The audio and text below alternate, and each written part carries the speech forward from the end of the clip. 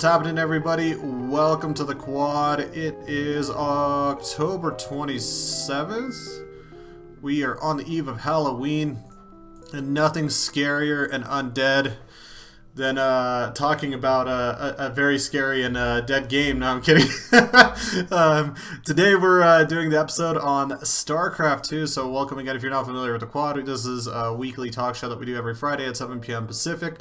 In regards to just basically each of our games for now that we run, and we bring on usually some coordinators, some CSL staff, and a good mix to get a little bit of a discussion going and looking at the general season in front of us, looking at some of the stuff in the past, and as well looking at some of the things in the future. Now, joining me, I got an all-star lineup tonight. To my right, you might have known him before as a legendary George Washington player, but now he just loses your friendship every time he writes a power rankings, or just doesn't want to have too many friends anymore these days. It seems like we got Gloob. How's it going, man? Oh, it's going, man. It's really going. I'm a big fan of talking smack in those power rankings. Now, Tyler, how long have you been around in relation to the CSL now? Is it like 4 years at least, right? I mean, that's a good question. Yeah, I think I did it every year that I was in school, so 4, and I think this is my 5th, maybe. Mm-hmm. Yeah, I'm trying to think. I'm like, so some of us are like really veteran-y. Like when I look at StarCraft 2, this is the 8th year for StarCraft 2 coming back. This is just for StarCraft 2. This is the 8th year coming back for StarCraft 2 in regards to the Collegiate Star League and its 9th season. And I had to like really look back, and I'm like, man, I joined in the 2012 portion, going into 2011, going into 2012 as a player, and then 2012 and 2013 as a player and coordinator as well, and then casting. And I'm just like, damn, I've been around here for quite a while just thinking about it. So I'm getting really old. Now, below me, representing the Huskies, we have one of the top 4 finalists in Mr. H-Jax. He is the coordinator for Yukon. What's happening, buddy? Hello. It's all the hype you could bring. Dude, Overwatch League right now, like that thing has got to crash and burn, and like for that to happen, we got to bring more enthusiasm, to the board with StarCraft 2. We can't just say hello anymore. Like you can't do that. And what do you want from me? I want passion. I want the same passion we used to have back in 2011 and 2012. Like dressing up as Spider-Man and running on stage? Yes. Or who was it? Is it Galsy, or who was the one that was like dressed up like a Cookie Monster in that onesie back in the day? Does anybody remember that?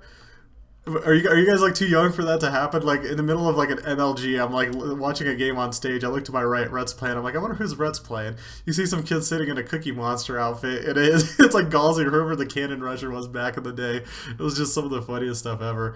And of course, our final person of interest tonight is Mr. William Stewart, aka Buster, aka Tasia, aka I don't know, man. You've had like tags on tags on tags over the years. Yeah. How's it going?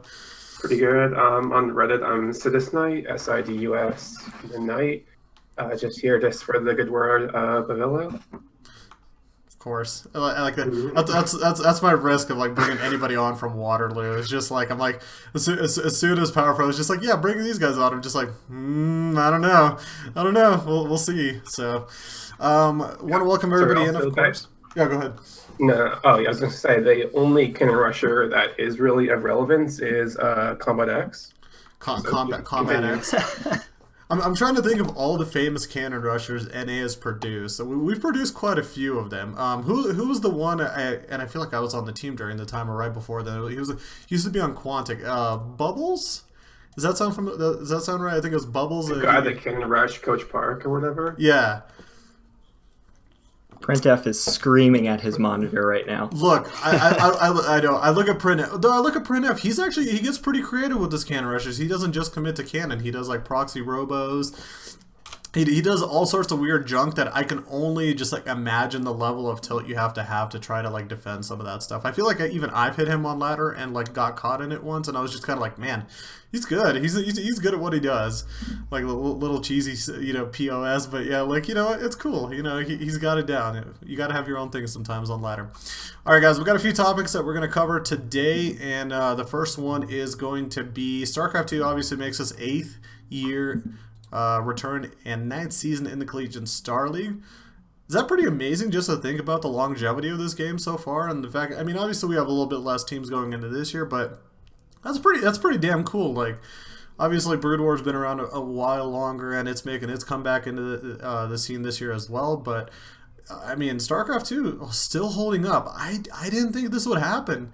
I honestly, if I had to put my bets, I would have thought this game would have drowned out a couple of years ago, like somewhere in late 2015, maybe early 2016. This is pretty impressive. Any thoughts on that? If I said that I thought it would last this long, I would be lying.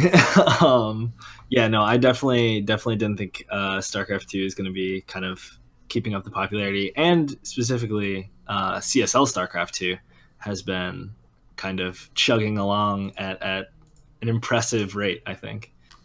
Look. I mean, things are distracting. I think right now. I mean, in general, you have all these different games that people can go to and play now. You're not really like it was back in 2011 or 12, where really your main options were StarCraft 2. Really, maybe if you're really into CS:GO or Dota 2 in the early stages, you could have hopped on that train, or if you're a League player. But other than that, there's just so many game options right now, especially on the competitive esports side, mobile, console, PC, whatever you really want to do. And obviously, StarCraft has taken a hit because of some of that. But man, it's still chugging along. I mean, it seems like it's fairly popular over in Waterloo, Yukon as well. Like, what do you guys think? Yeah, at Waterloo, we still have a bunch of people that play it. Like, it's kind of strange. We probably have like 3 teams we could make, and like even our worst team that we would make of those players would still be like an average CSL team skill level. Mm-hmm. But the problem with like dropping StarCraft or CSL, I think, is like it's called Collegiate Star League, and without the star part, it kind of would sound weird. See, you and I would have a really interesting debate, and with our CEO, I feel like if we brought you to the head table, you'd be actually in the majority. I've been recently in the minority because I'm just like, with all of these games, it's kind of obviously interesting with the CSL name, but some people, when they see Collegiate and Star League, they don't exactly always, have a hard time referencing it to to college esports competition, or if you're an outsider looking for like esports competition, it's not exactly as, I want to say, some of the PR notoriety as maybe like a Tespa or some of these guys have been like chugging along trying to like get the college name into what they do. But yeah, it's like CSL. If there is a day that Star League does get taken out, I feel like there's going to be like hundreds of hearts that just like sink really like deep. A really depressing moment for all of those that even before the StarCraft 2 side, when it was just Brood War. That's originally where the CSL started for. That will definitely hurt their hearts in a bad way. But how's everything over at Yukon, HX? Wait, are you asking in terms of just in general, or? Yeah, just in general, like StarCraft 2 players and health and stuff like that. Like, I mean, where would you consider it being? So we have a gaming club here on campus, and everyone plays like League and Hearthstone. There's not a lot of StarCraft players. Like, I think we're really lucky that the StarCraft players we have are pretty good, because like even if like one of our players dropped out, we'd be replacing them with like a Gold League player or lower. Interesting. I mean, do you think that's a thing though? Like some of these players though, you can improve like quickly and get them caught up in a rank.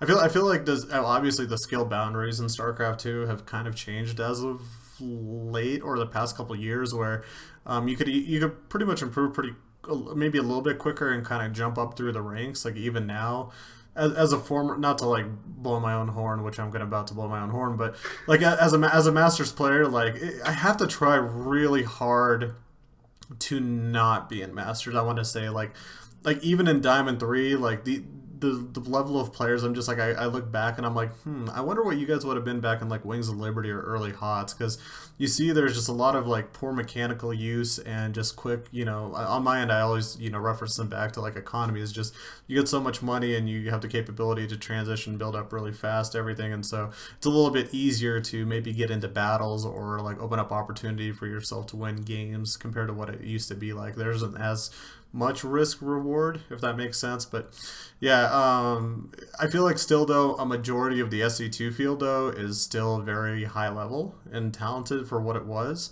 or for what it is even still to this day. You see a lot of Diamond Master players, obviously several GMs as well, so the skill level hasn't actually dropped off. Would I be wrong in saying that? Tyler, what do you think?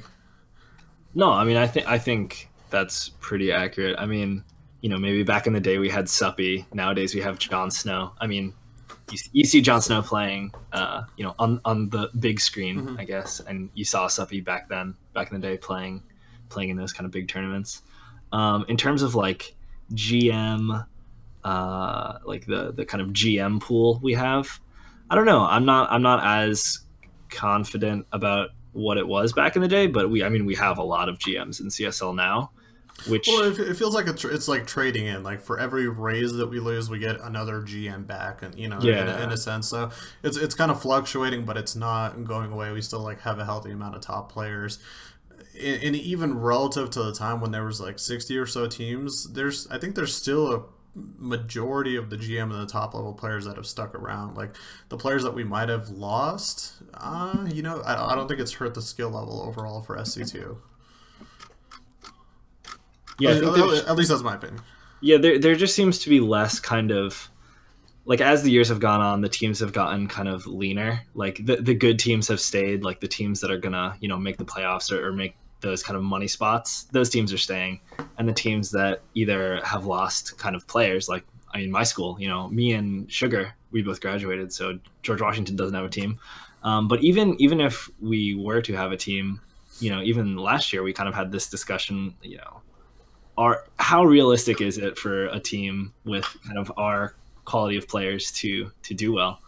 So I think a lot of those teams have maybe had those conversations and kind of decided against playing.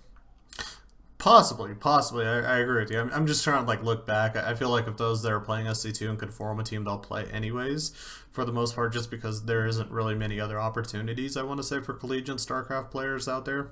I mean, there really just isn't. So unless you want to play in individual tournaments, in terms of like a team format, you don't really get too many opportunities. Am I wrong in saying that either? Just double checking. Like I try to keep my mind and soul still in StarCraft 2 in some way, shape, and form, but I haven't like been able to pay attention to every little move or tournament or little amateur stuff that's going on. I know like Ballistics does stuff. There's a couple of tournaments here and there that pop up, but there's no like weekly or seasonally like team league, is there? Right? Tespa has one. Yeah, of course. That's what I'm saying. It's like there's just not a lot of opportunities outside of that, right? Yeah, it's just Tespa and CSL for collegiate stuff for StarCraft. Gotcha. So Yeah, that's true. Yeah, I was just gonna say, I think you guys are kind of overrating how good or how many GMs there were like in the past. Because, for example, when Suppy won in like 2012 or 2013 or whatever, like his team won all of CSL, and he was the only GM on their team. I'm pretty sure. Like, I'm not convinced that the skill level is like way lower or anything like that. just a bunch of four-gators back in the day. I guess. All right. Plus, Zerg was really broken back then, but True. Yeah. I can tell. It's still broken now, but it was also broken back then. I remember back in the day where I was just like I was high master like low GM like level player, but then as a Terran, and then all of a sudden like towards the end of Wings of Liberty, I'm just like, you know what, let's start off racing a little bit to learn a little bit more. We took up Zerg first. Within like a week, I get up to masters, and then I actually like start following like serious builds, and eventually it just like every other thing was just choke your opponent out until you could get Breed Lord infested, and then all of a sudden I'm up in top master. I'm just like, yeah, Zerg's a little easy back in the day sometimes when you look back at it, but it was a good time. All right, let's not hang on too much on the nostalgia end. We're only going to have one topic in regards to that, and that is last year's 2016-2017 season. Overall, I think a pretty good competitive year that ended with the top four of Montreal, Temple, Waterloo, and Yukon. Obviously, we have Waterloo and Yukon representatives here. I want to start with you guys. What do you guys take away, and what do you guys kind of remember from last year's finals? Well, Montreal. I don't mean to put you guys like obviously for those that are listening, Montreal and Temple did make it to the finals, so I'll preface that as well. But yeah, go ahead, Yukon and Montreal was absolutely broken. Like it wasn't just like, oh wow, they have some good GMs. It was like they have two WCS Challenger players, and like it didn't matter what their 2v2 did because CSL's format means 2 players is enough to carry. So it's just like what he means by he means Jig and Semper, right? That's yeah, what you're referencing to. Okay. Yeah, they didn't lose. No one really could beat them, and Yeah, we got like just kind of mowed over. They lost to Jon Snow's school in the playoffs or something, or not playoffs, like regular season. But other than that, I don't think they lost like at all. Jon Yeah. Snow just like beat Semper twice, like once and then in the East match, I think. Yes, I think you are right about that. I literally don't have that reference off the top of my head. Yeah, But no, that's good. for UConn side, you guys played Temple in the semis, right? How was that matchup for you guys? Do you remember? Oh, okay. Everything went wrong that match. So the first match was Printf versus Tesla, and we had this brilliant plan where Printf wouldn't cannon rush, because Tesla has this thing where he'll blind go like a forge gate wall off, and so Printf was like, I'm gonna not cannon rush him, and then Printf got cannon rushed, and it was a sad time. Like, our Archon lost. I lost to Raze because Raze is good. Everything was bad. Quality analysis. Everything was bad. Everything was bad. I want to say it was that weird. That first game was just really weird with Printf and Tesla. Like, it was definitely not your standard match. If I remember, he tried to open up with some sort of a proxy and then into something else, and then just kind of was unsuccessful to an extent, and then just fell behind. If I remember correctly, something like that, right? It was on that big giant cheesy yellow map. I cannot remember the name of it, but Wasn't it on Newkirk? It was on Newkirk. yeah. Yeah. Yeah, Yeah. so Printf like ended up getting cannon rush and then like re-expanding to Tesla's like fourth or something, and like he had a he like had a Stargate proxy too, and just like tried to void ray all in, but it didn't work out for him. yeah, so Printf actually had an opportunity to win that game if he had just like walked up Tesla's ramp as Warpgate was finishing, but he didn't realize that he had the opportunity, so he went home and died to DTs.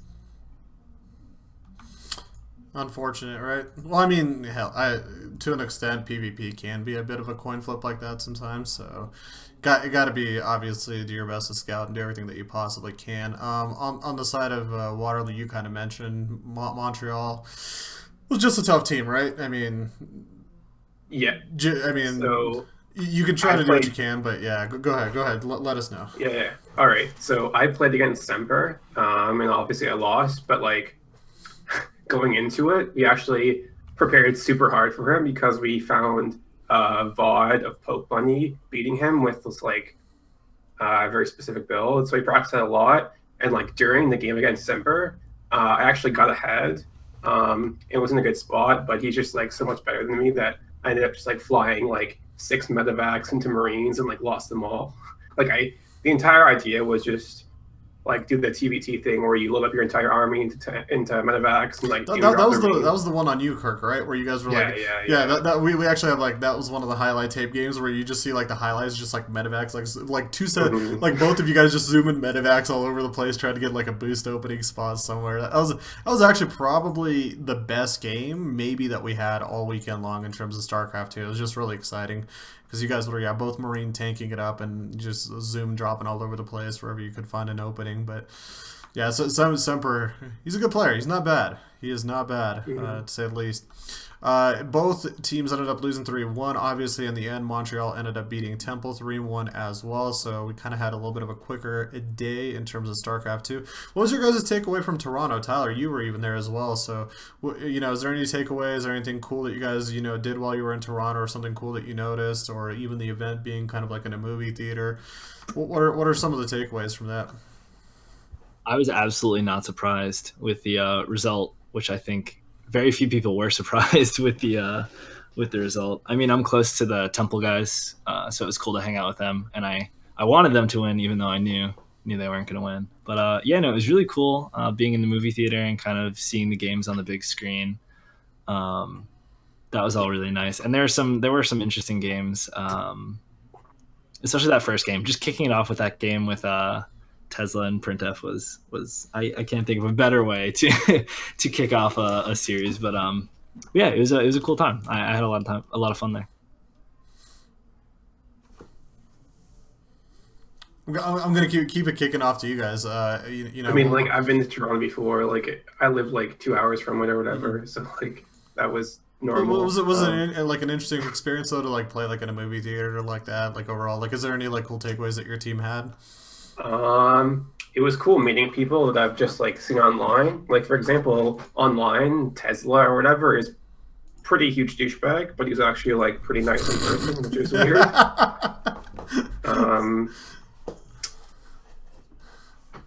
On to you, H-Jax. So I didn't see a whole lot of Toronto. I saw a whole lot of Raiders Esports Bar. My team spent like the entire weekend there, like laddering, just for fun. So we didn't actually do a lot in Toronto besides play StarCraft. It's a great way. Oh yeah, that bar is really cool. I mean, in terms of, I think it was a cool little practice environment where we had all the teams going through there and kind of prepping. So, yeah, I feel like some didn't get the full Toronto experience because most of the time you were either, I guess, in the LAN center practicing or you were up in the theater playing for the most part or hanging out there for the. Tyler, did you get out much in terms of Toronto outside of the theater stuff? I know, like we were, if I remember right, it's just like a fever storm of just like running back and forth and transporting stuff all over the place, right? Yeah, there was a lot of logistic stuff. The last night though, that was pretty fun. We went out. Yeah, that was pretty fun. That was a good time. But also, I just want to say, on the note of meeting people that you've interacted with online who are less than kind, actually, Powerfo, who is now a coworker and colleague. He would always troll me in like Twitch chat and like make fun of my articles and stuff. So when I actually got to meet him, it was cool to see that he's not like that in real life. We just like always remembered you as like some dude who had to forfeit a CSL match because he was like too wasted to play or something. Well, I'm glad that's what you remember me as. Well, overall, I mean, do you guys consider last year, a kind of decent year? I think last year was a bit of the notable like downsizing year in terms of the StarCraft 2 teams and amount. But I mean, the overall competition outside of the occasional, like Case Western Reserve forfeit, in terms of the competition, did you guys, have from week to week just, a good, a decent time, I would say? Yeah, it was pretty cool. The thing about Waterloo is like we can just play like our C team during most of the season and still just like win every game. So it's fun to just like experiment and like put in players who like Yenfu who can't beat Mech as Pernos, put him in and see if he can handle it in CSL. You guys, how was the season for you guys last year overall? Well, first, I feel like Waterloo has a bit of a monopoly on mech in CSL, so I don't think. I wonder why. I wonder why. Like, I really couldn't figure that one out if I tried. I was actually trying to find that a hat that Villa always wears, and I was going to wear it tonight, but it costed like $50 at the store, and I was thinking about just like buying it. I should bring mine out. Just I was thinking about just buying it and like trying to return it after today, but I'm not sure if I could do that or not, so I didn't bother. CHL died. Yeah, he's gonna go get his hat because he wants to. Wait, he has one? Apparently. Yeah, it's called like a Yushanka or something. We're about to see it. Oh, yeah. He actually has one. Lovely. Oh, I can't hear anything. Wow. Hold on. Oh. What a goober, dude. Hey guys. All right. We're switching it in honor of Waterloo. We got the right hat on today.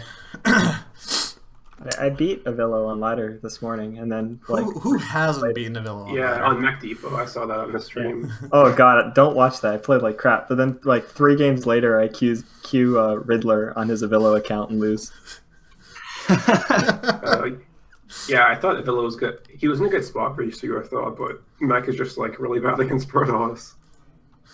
I mean, Riddler's mech is fine against Protoss. Did he beat you with mech today? Riddle? Yeah, 4 games after I beat Avila. We have derailed completely. Let's get this train back on track. And looking at the 2017-2018 season, we have, I think it was the total count 1, 2, 3, 4, 5, 6, 7. I think it was like 23 teams. 1, 2, 3. or 22. Tyler, can you fact check me on that? Or is it 21? 21 teams. There we go. 21 teams for the CSL this year. 4 regions: East, North, Midwest, and West. Let's go down one by one in these little conferences really quickly. Let me link that as well into the script. If you guys want to pop that script doc up, I have the standings page for you right there. For those that want to follow along as well on stream, I put it into the chat channel right now as well for the standings if you guys want to follow along with us. We have the East Division: Temple, RIT, Yukon, RPI, Georgia Tech, and Florida. This is kind of a fun division. I like this.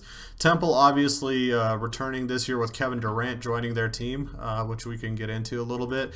And our RIT returning with a fairly strong team as well. I mean, I look at it. Coloring is back. Griffith is back. I mean, these are some veteran names that we've seen for a few years. I mean, H-Dex, you could obviously speak to Yukon. You guys have your core back to play this year, a team that's been around for quite a while. RPI obviously going to be a player generally just because Jon Snow is still there. I do see either the names have changed or they have a couple new players. Am I correct, Tyler, in saying that? They have like Training Wheels, Spaceman, Stealth. I don't remember them playing particularly last year. I remember T-Fang, if I'm not, or The Fang, if I remember him correctly. But yeah, it looks like there's a little bit more of a newer roster around RPI this year compared to what we've seen in the past. Yeah, I don't remember Training Wheels. The other ones seem familiar, but I could be wrong too. I mean, I think the most important part of RPI is, of course, going to be Jon Snow. Indeed. Georgia Tech, Pluto, Plumorant, the Cubes are back, and they got a really nice, I would maybe even consider him an ace player back. Theory, former player for Georgia Tech, a random GM in his own right, really good guy. Used to be even cast a little bit for the CSL, has made his return as he furthers his education. And so they kind of re-up the heavy Protoss Zerg squad, and then kind of trailing at the bottom is a bit of a soft Florida team, I want to say. As many players as they have, they're definitely not the same. I do see on there like Juicy Fruit and Bexby, Valo Havoc, Seeker, some of these guys, but only a couple of them are, I want to say, decent players for the most part, and I don't expect a lot of these guys to actually be playing this year. They're unfortunately maybe probably the bottom finisher of this side, but I don't know. What do you guys think of the East so far? We'll start with everybody. H-Jax, we'll bring you on the tail end since this is your group. Tyler, lead us in. Sorry.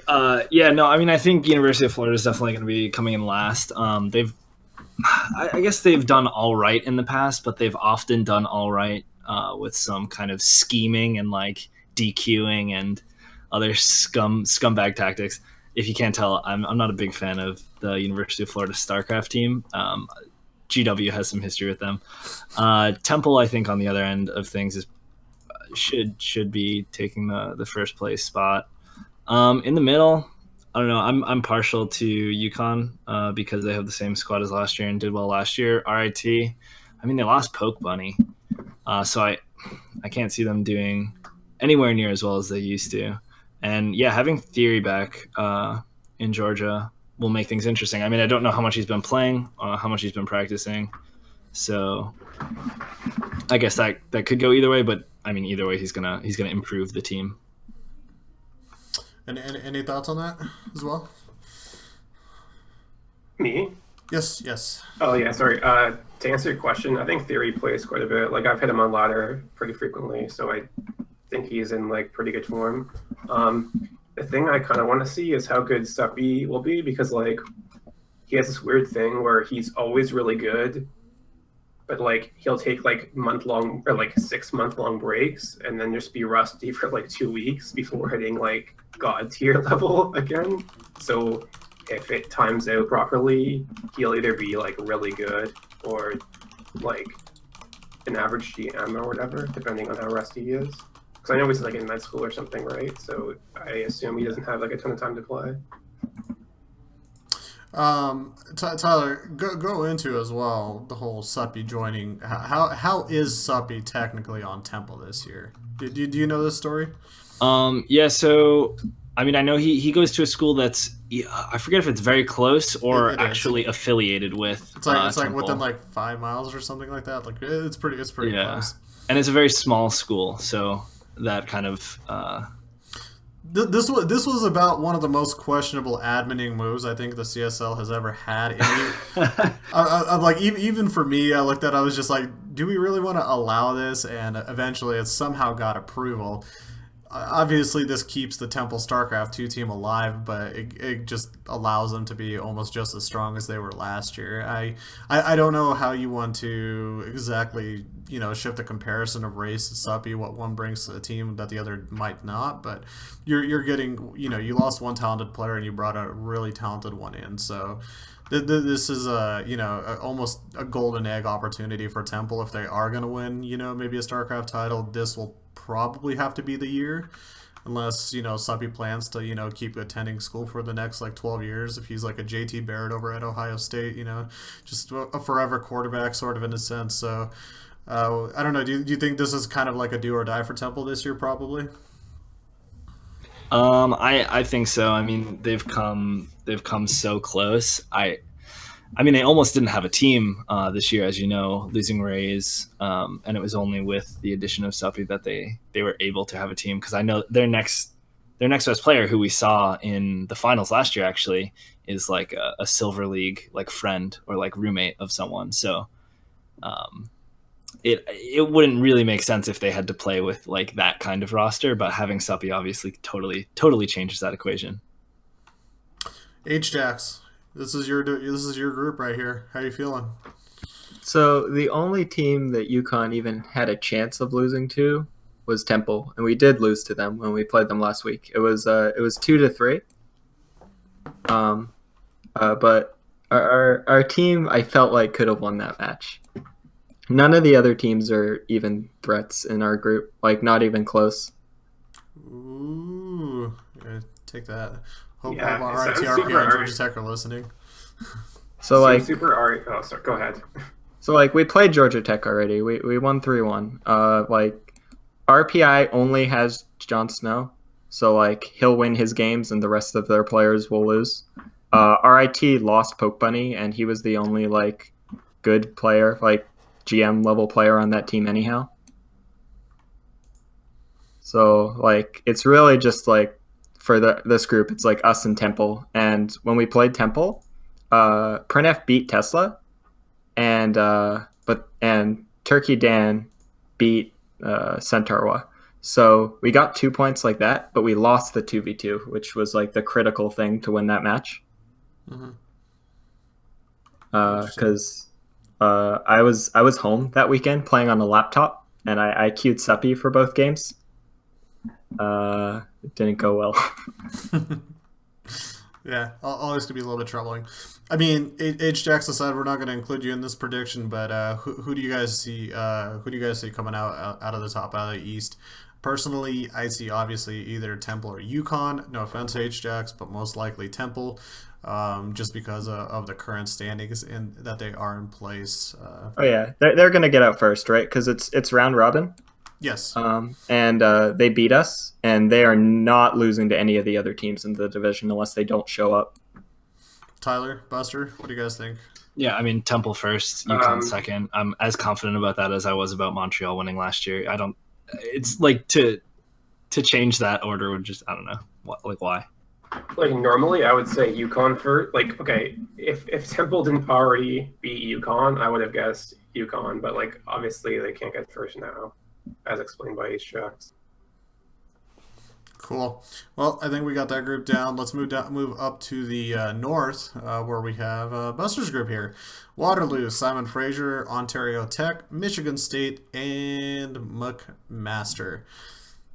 Obviously, not the same caliber, I want to say, as the East group. No offense, but this one for me sticks out as mainly Waterloo's play toy of a group for the fall, at least at the current moment. I mean, you guys still have a majority of your roster around and playing. The one I'm curious about seeing is how Simon Fraser does. I'm not 100% familiar with almost their whole entire team, to be actually honest with you. Unless they change up from some familiar names, this is a really kind of interesting roster that they have coming into this year. Ontario Tech, they were one of the subpar bottom half teams last year that we saw playing. They weren't awful, but they got guys like Jason and Exiled, I think Bears. They used to have Bones. Yeah, they have Bones. Do they still have Bones? They lost Bones. I think they lost Bones, yeah.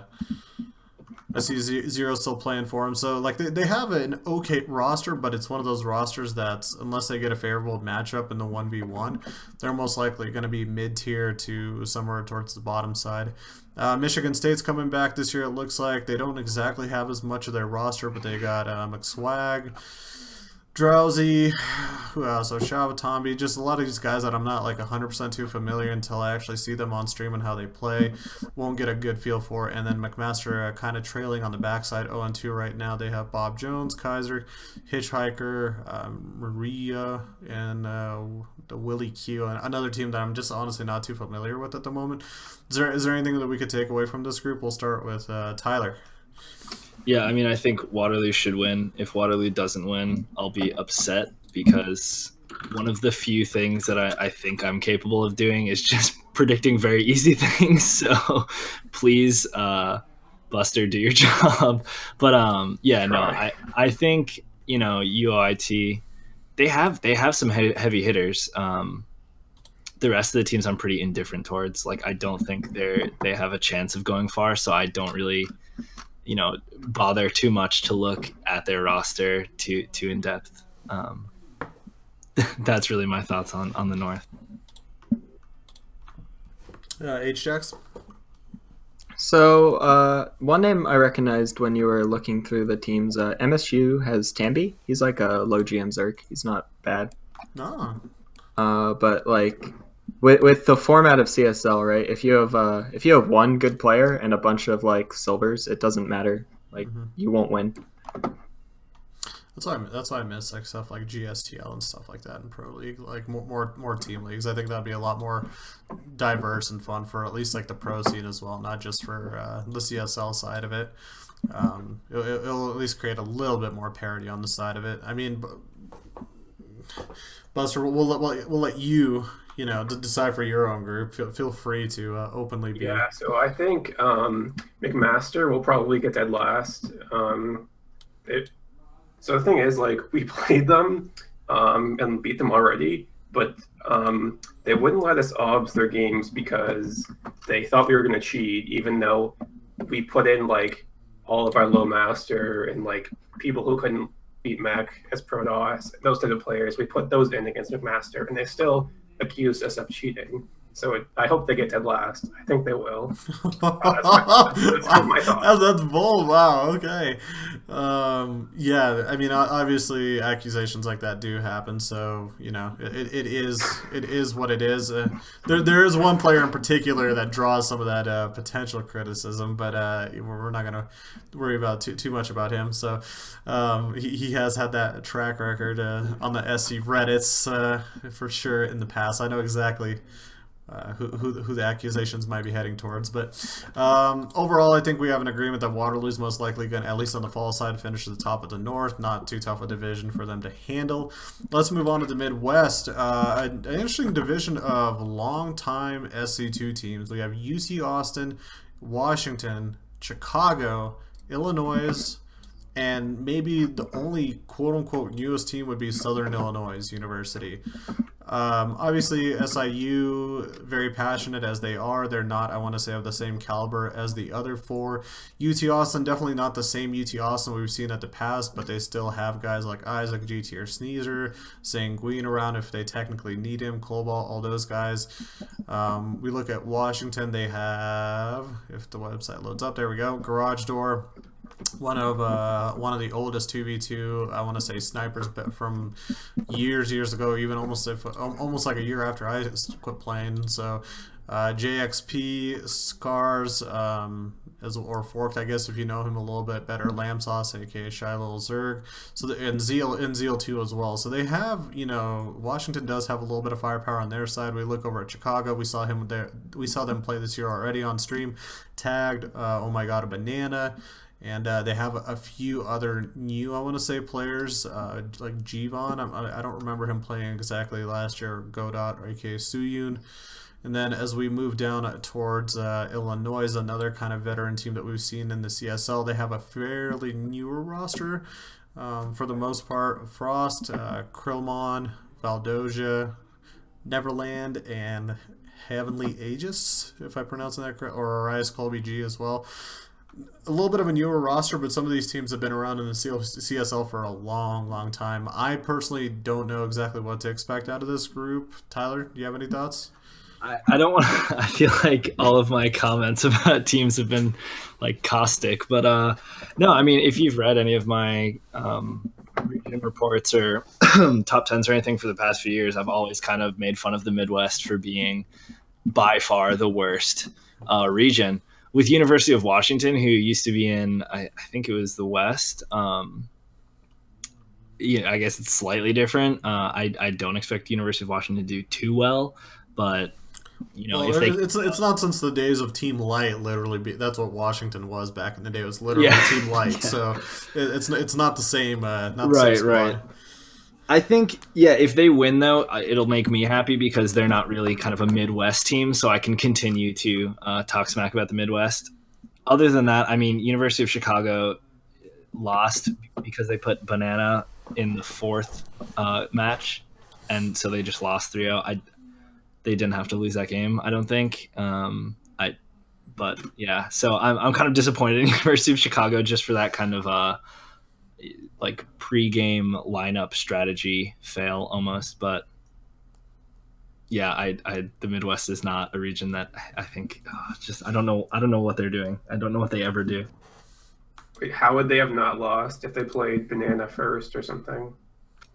That's a good question. Let me look at that. It would have just been like a 3-1 then. Yeah. The only result that I see for them is their win over Illinois right now. They lost. Yeah, they lost their. Well, yeah, I guess it wouldn't have been a win, like series win, but they could have picked up a win. Like it would have been their only chance of winning. Yeah. Like if they were going to win the series. Yeah. Because they would have had to force Banana into the ace, but they couldn't do that with the first 3 matches. Unless they somehow thought maybe one of these guys was gonna win or something. That is a risk, by the way. Before we continue on an approach in terms of lineups, do you guys ever feel like obviously situational can be a little bit thrown into here in terms of context, but when you're creating lineups, how often do you risk putting your best players or best player even in the fourth slot in that fourth final 1v1 rather than in the initial first 3 sets? We always just go by maps because I don't think the order has anything to do with it. We would never save Riddle for fourth or something, or put him first because we want him to play no matter what. It's just if it's a good map, we put in Riddle. If it's Catalina, I play, etc. HX? We draft by map. It doesn't affect. So it might affect the score of the series, what order you put your players in, but it'll never affect the result. Interesting. Tyler, as one of the former players, and having Austin as well as a Cord, how did you guys approach it? Do you remember? Austin being Sugar, usually tried to throw me at the other team's ace as a sacrificial lamb, which sometimes actually, for example, against Florida, I managed to beat who was it, Bexby or someone, which is just stupid. But yeah, no, it's definitely something we thought about because we knew, especially being a team that had not many players who could win, we had to put them early on. We could almost never put Sugar in the last 1v1 because the chances of us getting 3-0'd would just skyrocket. Gotcha. Yeah, no, I mean, I mean, yeah, I got you. As far as I remember, always we try to at least put some sort of strength in the first couple matches, or at least in one of the 1v1s, and put a little bit of a heavier 2v2 out, as we were one of the teams where we had, like, I remember a mid-master-esque type of team, to mid-master to high-master, but we had, like, no actual GMs playing on our team at the time when we were in the CSL. And so we try to at least get a good matchup on the 1v1, and then as well put a couple of our strong players with good coordination in the 2v2. That way we could at least give ourselves a chance to get down to the ace if we really needed to. So yeah, we've seen it a couple times this year though, where teams have put in their best player in the 4 slot and they just lose 0-3 really fast, and that tends to be not always the best strategy utilized. Coming back though to the groups and divisions, is this, is there any strong prediction here on who will finish first? Most likely, probably at this point in stage, Washington or UT Austin. It's going to be Austin. Think so? Ooh, Austin. I thought it was going to be Washington, but I didn't actually look at Austin. They have a couple like high masters and GMs. So they have like Isaac's a Master Zerg, Sanguine's a Master's Terran, Tamoris is a low GM Terran, and Cobalt is a GM Zerg. I still think like Zeal is way better than anyone on their roster, but I'm not sure how much that matters. Yeah, like if they field Zeal, he'll win his games, but I think the rest of Austin's lineup will just win. Cool. So at least it seems like Washington and UT Austin are most likely the favorites here. If it was a little bit earlier in the season, maybe Chicago or Illinois would have been in the mix, but as we see as the results are coming out, just the numbers game is not going to work too well in their favor unless we see some weird losses happen in the next couple weeks. All right, let's move down to the West. In our final group right here, we have the UC San Diego boys right here, UC Riverside, UCLA, UC Irvine, and your three-time? Is it three-time? Hold on. 1, 2, 3. Yep, 4 times. So even with Brood War, 4-time CSL champion UC Berkeley playing this year. Thoughts on this group, guys? Just call it the UC group. Like, don't even bother calling it West. Yeah. A lot of returners from last year, I think, for the most part. When I look at UC San Diego, there's still Cloak, Iron Piggy, Light. Not too. I think the only new player that I don't recognize is Duckalicious. I don't know if you guys know who that is. Never seen him. Meanwhile, on the UC Riverside side, we got Intense, so everybody should know who that is. Happy Tofu, Bust, and NMX, AMX Smooth. Is it just Smooth? I can't remember, but 4-man team right there coming out for UC Riverside, obviously led heavily by Intense. By the way, a weird thing going on in California with those Pirelli brothers, Intense and his brothers. They have like, one guy's like running a Starcraft 2 team, one of the brothers is like running a CSGO team, and like the third brother's running like another CSGO team. Like they're starting to like get like a little monopoly going on the West Coast teams for like CSL teams. They're all like running CSL teams at the moment. It's kind of interesting. Brian Armonity, Just, RK Stranger, Lambie, and Small Fry, a UCLA team that I, for the first time, have no idea who any of these players are. Xavier, the coordinator, so that one is a huge question mark for me. Then you have UC Irvine, where it looks like they still have a pretty heavy roster from last year, but the ones that are playing, looks like Jwoo, aka Baby Booby, Requiem, Frog Chris, Leg Day. Who else is playing for them? Ragnarok, Civlock, Quick Draw, Jesse. Dude, they've like played almost like everyone on their whole entire like roster at this point. I only see like 2 people that have not played, and that's been Forbolt and Michael, aka Zabaroni. That's kind of an enormous roster. I guess they're in the process of figuring stuff out. And then you got UC Berkeley, who's got Udi, Arca, Bubba Gump, Silky, Houston as the coordinator, Intuition, Funk Master, Padre, Tag, You Are Pregnant, Momo, Trailblazer, Manny Juan. I don't know exactly what to make of this team or which actual players are playing this year for them, but they do have some returners that are pretty notable, guys like Silky and Udi, if they are indeed playing. But there's kind of your West, a little bit of a weird and maybe weaker, obscure year for them. They have. I know Berkeley had the like week 1 reschedule with the stream, and then also the week 2 bye. But if they have those players, so we haven't like seen them play. But if they have those players that they've had last year, and especially like Silky, I don't think they have Tag You're Pregnant or whatever he's called anymore. Oh yeah, I don't know if they had him last year either. I think he was on the roster, but something happened, or maybe did he? Does anyone know? Did he play last year? I know he was on the roster last year. I too. never saw any matches that he played in. Yeah. It was either him or some other Terran that played on Proxima Station, just as this like super embarrassing game. But I'm not sure. It might not have been him, so I don't know. I'm sure Powerful will know in chat though.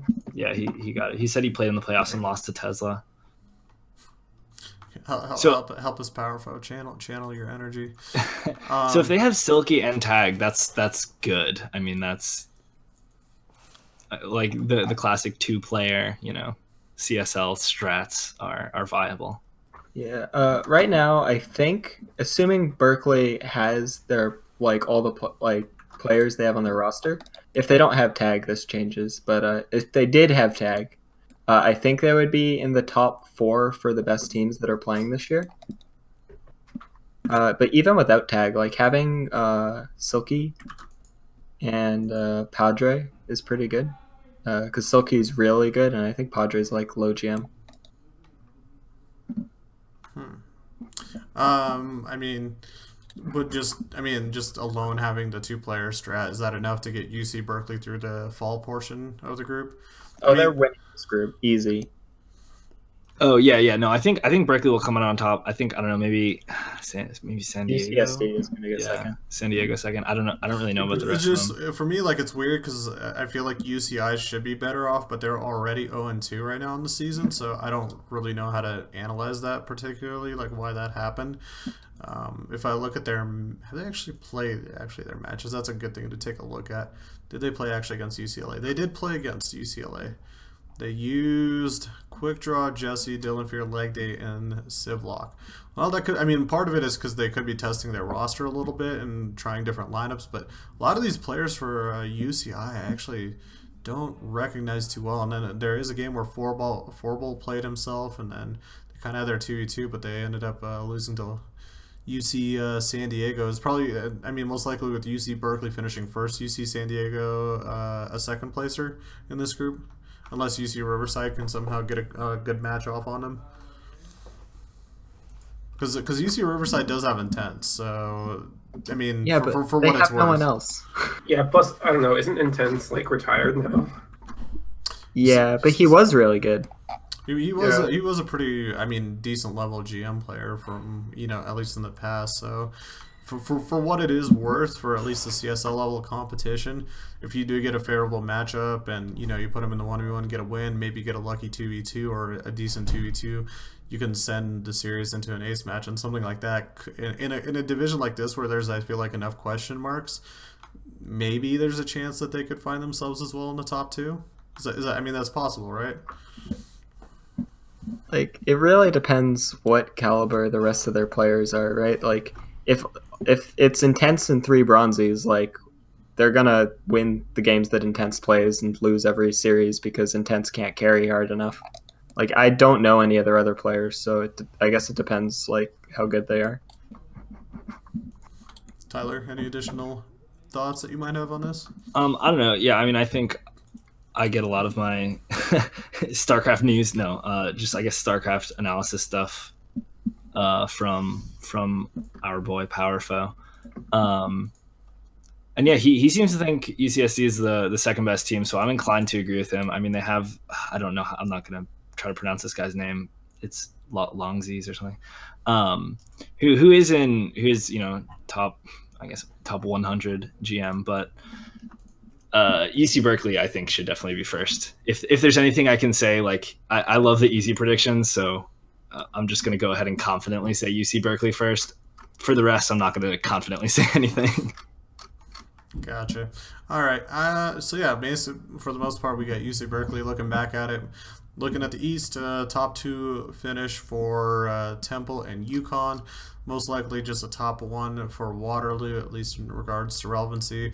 We're looking at a UT Austin to Washington split, maybe over here in the Midwest, and then in the actual West, we have Berkeley most likely finishing atop with UC San Diego and maybe Riverside trailing them, and with a couple question marks in there as well with UCLA and whatever's going on with the UC Irvine at the moment. Moving on.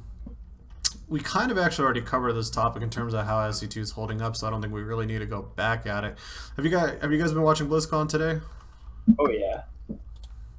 But for those that are not familiar, today started the early round playoffs. So what they usually do, as they've done in the past couple of years, is they take care of some of the early rounds, the round of technically round of 16 in the studios before they actually go to actual BlizzCon. So these are the WCS playoffs that started today, and I think they're continuing into tomorrow, if I'm not mistaken. 2 days. 2 days. Yeah, there we go. First 4 matches were Stats versus Special, aka Major, Nurchio versus Sue. I'm trying to go off my head. Neeb and Rogue, and then what was the other one? Oh god, Snoot TY. Snoot and TY. I actually watched that one too. I don't know why I can remember that one. There we go. Any thoughts on how WCS playoffs are going on right now? Just to kind of get away from the college side of it. Stats was disappointing. Yeah, I was really hoping like every foreigner would just lose because like shitting on foreigners is just like my favorite thing to do on Reddit. But apparently, like, I don't know, somehow Stats through the game or match fixed or whatever. Tyler? Yeah, I was also hoping for Rogue to beat Neeb, because I don't know. I just I don't know. I was hoping for Neeb to lose because I like to see hype trains get absolutely derailed and kind of crash and burn. But just, I guess, because we're inevitably going to talk about it, I'll bring it up. The game 3 that went on for 45, 50 minutes. The Golden Armada game? Yeah, that game. So, not to pretend to be anything I'm not. I've mostly been watching Brood War and like ASL and stuff recently. So this is actually the first time in a good while that I've tuned into Starcraft 2. And oh my god, that game towards the end, I was going full Resident Sleeper. I just wanted someone to make a move and end, but it was not happening. Well, the funny part is since Neve won, like everybody on Reddit and I assume other communities is just like thinking that game is just like the best of the year or something. I guarantee if Rogue won, people would be like, "Oh, what a cancerous game." I hate for the thing, I feel like I think people don't or haven't been paying attention, at least until recent few weeks, is how to actually deal with like the full maxed out like type of Golden Armada composition.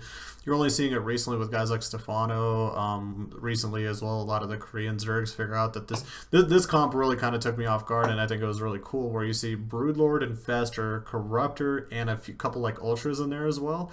It's really interesting to watch because the carrier interceptors, they kind of get dealt, or at least they attract the fire of the broodlings, and so obviously with broodlings they don't cost any money, and so they just keep flowing out and distracting them. You utilize the infestors to take control of the carriers, as well as also fungal the whole entire air army down, while the corruptors come up and try to do as much damage as you can while you try to friendly fire everything back at them as well at the same time. It's really unique, and a lot of control I feel like is needed on the Zerg side to make it actually possible and happen. But for those that are willing to take the extra step and work on that control and that composition, they get really rewarded well. And Protoss, then it's almost impossible to rebuild an army of that size quickly enough to deal with a remaxing Zerg if they have the economy to remax or produce anything else. I don't know. I think that if there is a takeaway, I think that was pretty cool, because I feel like you don't see that a lot of times, and just generally when you get anywhere away from that level, Zergs kind of just give up as soon as they just see a bunch of carriers, void rays, and just a lot of Protoss air coming at them. They try to take it head on and then just get ran over. I mean, am I wrong in saying that? I don't think you're wrong, but I think the interesting thing about that like composition matchup is it's really like you have to be really careful from both sides. It's really easy as the Protoss to get like everything knurled and everything dies, or like all your High Templar die to Ultras. And at the same time, like the Zerg, like if they don't get the neurals off, if everything gets feedbacked, if they stand too long in a storm, like they also die, which is why that game today went on for so long, because both Rogue and Neeb were saying, I need the perfect fight. I need the perfect fight. Like, I can't screw this up, because it's so, like, the fight can snowball so hard either way, where, like, one player will be at, like, 8 supply and the other player will be at, like, 180 after the fight. No. So, like, at lower levels, yeah, like, one of the players, usually the Zerg, because a moving carriers is easy, will just be like, wah, this is broken, I can't deal with this. But, like, at the higher levels, it's, like, really, like, it's a razor's edge between, like, who wins the fight. I would agree with you on that as well. Honestly, for me, that was pretty cool to watch. But the fun game for me was game 1 in that series where Rogue Nightist right outside of the natural on what's that map again? Ascension. Ascension. There we go. He knurled outside of Ascension and with Ravagers, Queens, some roaches, and he just and sent a few drones to put up some spores, and he just basically contained Neeb. And it was funny just watching Neeb kind of like dance around through the choke point, trying to push out as best he can. But every time he did, he just had Queens and Ravagers just waiting to shoot away at him. Every single time. It ended up going much longer as Neeb transitioned and Mothership Cord recalled some probes to the other side of the map to keep his economy going, but eventually just too much kind of Zerg there at the end. Backtracking special and stats, I think that was a fun series as well. I think really well played from special on the harass end. He just always was hunting down stats' economy, and I think game 2 is probably the weirdest game I think I've seen in a while in terms of a PBT. It seemed like stats didn't exactly have a 100% hold or grasp on what he was doing. Obviously, he wanted to put as much pressure with the Adepts, Mothership Core, Oracles at the front, but Special, he kind of had a great bunker positioning as well as also did a good job with Liberators to defend everything, and then eventually did a nice little 2-3 base tank push with Marine Tank and Widow Mines. It was, I don't know, I think it was just really well played and executed that whole entire series from Special. Obviously, maybe more in the discussion of stats making mistakes, but what do you guys think? The biggest surprise to me was that Stats didn't veto Catalina, even though every Protoss just bitches nonstop about how good that map is for Terran, and then like the best Protoss in the world like doesn't even veto it. So I don't like H-Jax. What do you think about that? I mean, if you play Stargate, I think Catalina isn't too bad. It really depends on the spawns though. Like Catalina is weird because it has 3 spawns, and one of the spawns is like game-endingly bad for Protoss, and the other 2 spawns are like at least playable. Gotcha. Tyler, did you catch this series? I did not catch that series, and also if I did catch that series, I don't think I would have a very educated opinion to give about the kind of high-level meta stuff. It was weird. I don't know. I still look at that game too, and you'd have to almost talk to Stats even further to ask him like what was he thinking in terms of what he was trying to do. It seems like he didn't make a commitment to any particular build or harass until it was like a little bit too late for it to go through. TY versus Snoot was kind of cool just because you saw about as much of a surgical Terran play as I've ever seen in this past year.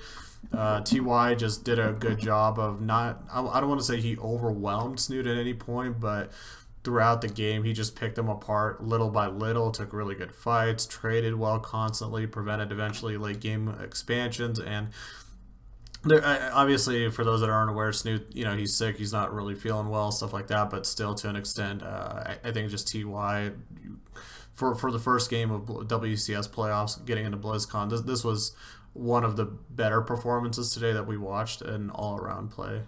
What do you guys think? Sorry, what was Snoot and TY played on Abyssal Reef, and then what was the second map? I don't actually remember the second game.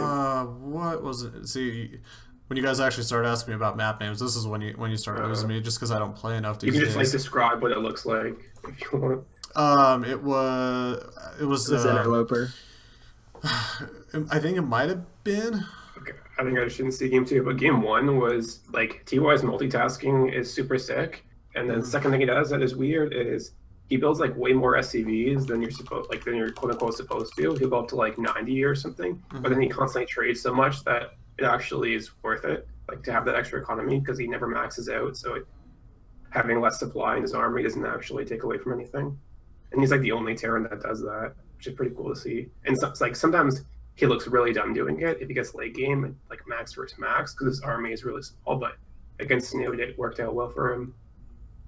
Sorry, not Interloper, Mech Depot. There we go. Sorry, I couldn't think of the name. I actually had to look up the VOD really quick. Yeah, it was on Mech Depot, and the second game was, the second game was on. No, I'm looking at the wrong tournament. Hold on, I'm looking. TY versus Snoot. Game 2 was Interloper. Interloper. Sorry, I was looking at the completely wrong VOD. I saw stats in there as well. I'm like, huh, that's not correct. Yeah, Abyssal Reef. Abyssal Reef for the first game, and then, yeah, like you mentioned, it looks like Interloper on the second one as well. The Interloper game was a lot of fun. That one was, I think, the better one of the series right there.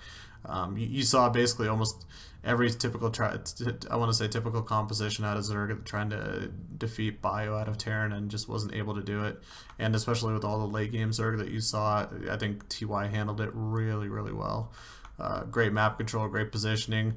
Didn't overcommit on tanks and just continually picked off expansions, preventing Snoop from having a really good economy to continually produce everything that he needed. But yeah, the other one was, or at least the final, or not the final one, but Sue versus Nurchio. Nurchio got a game off of Sue. That was kind of cool.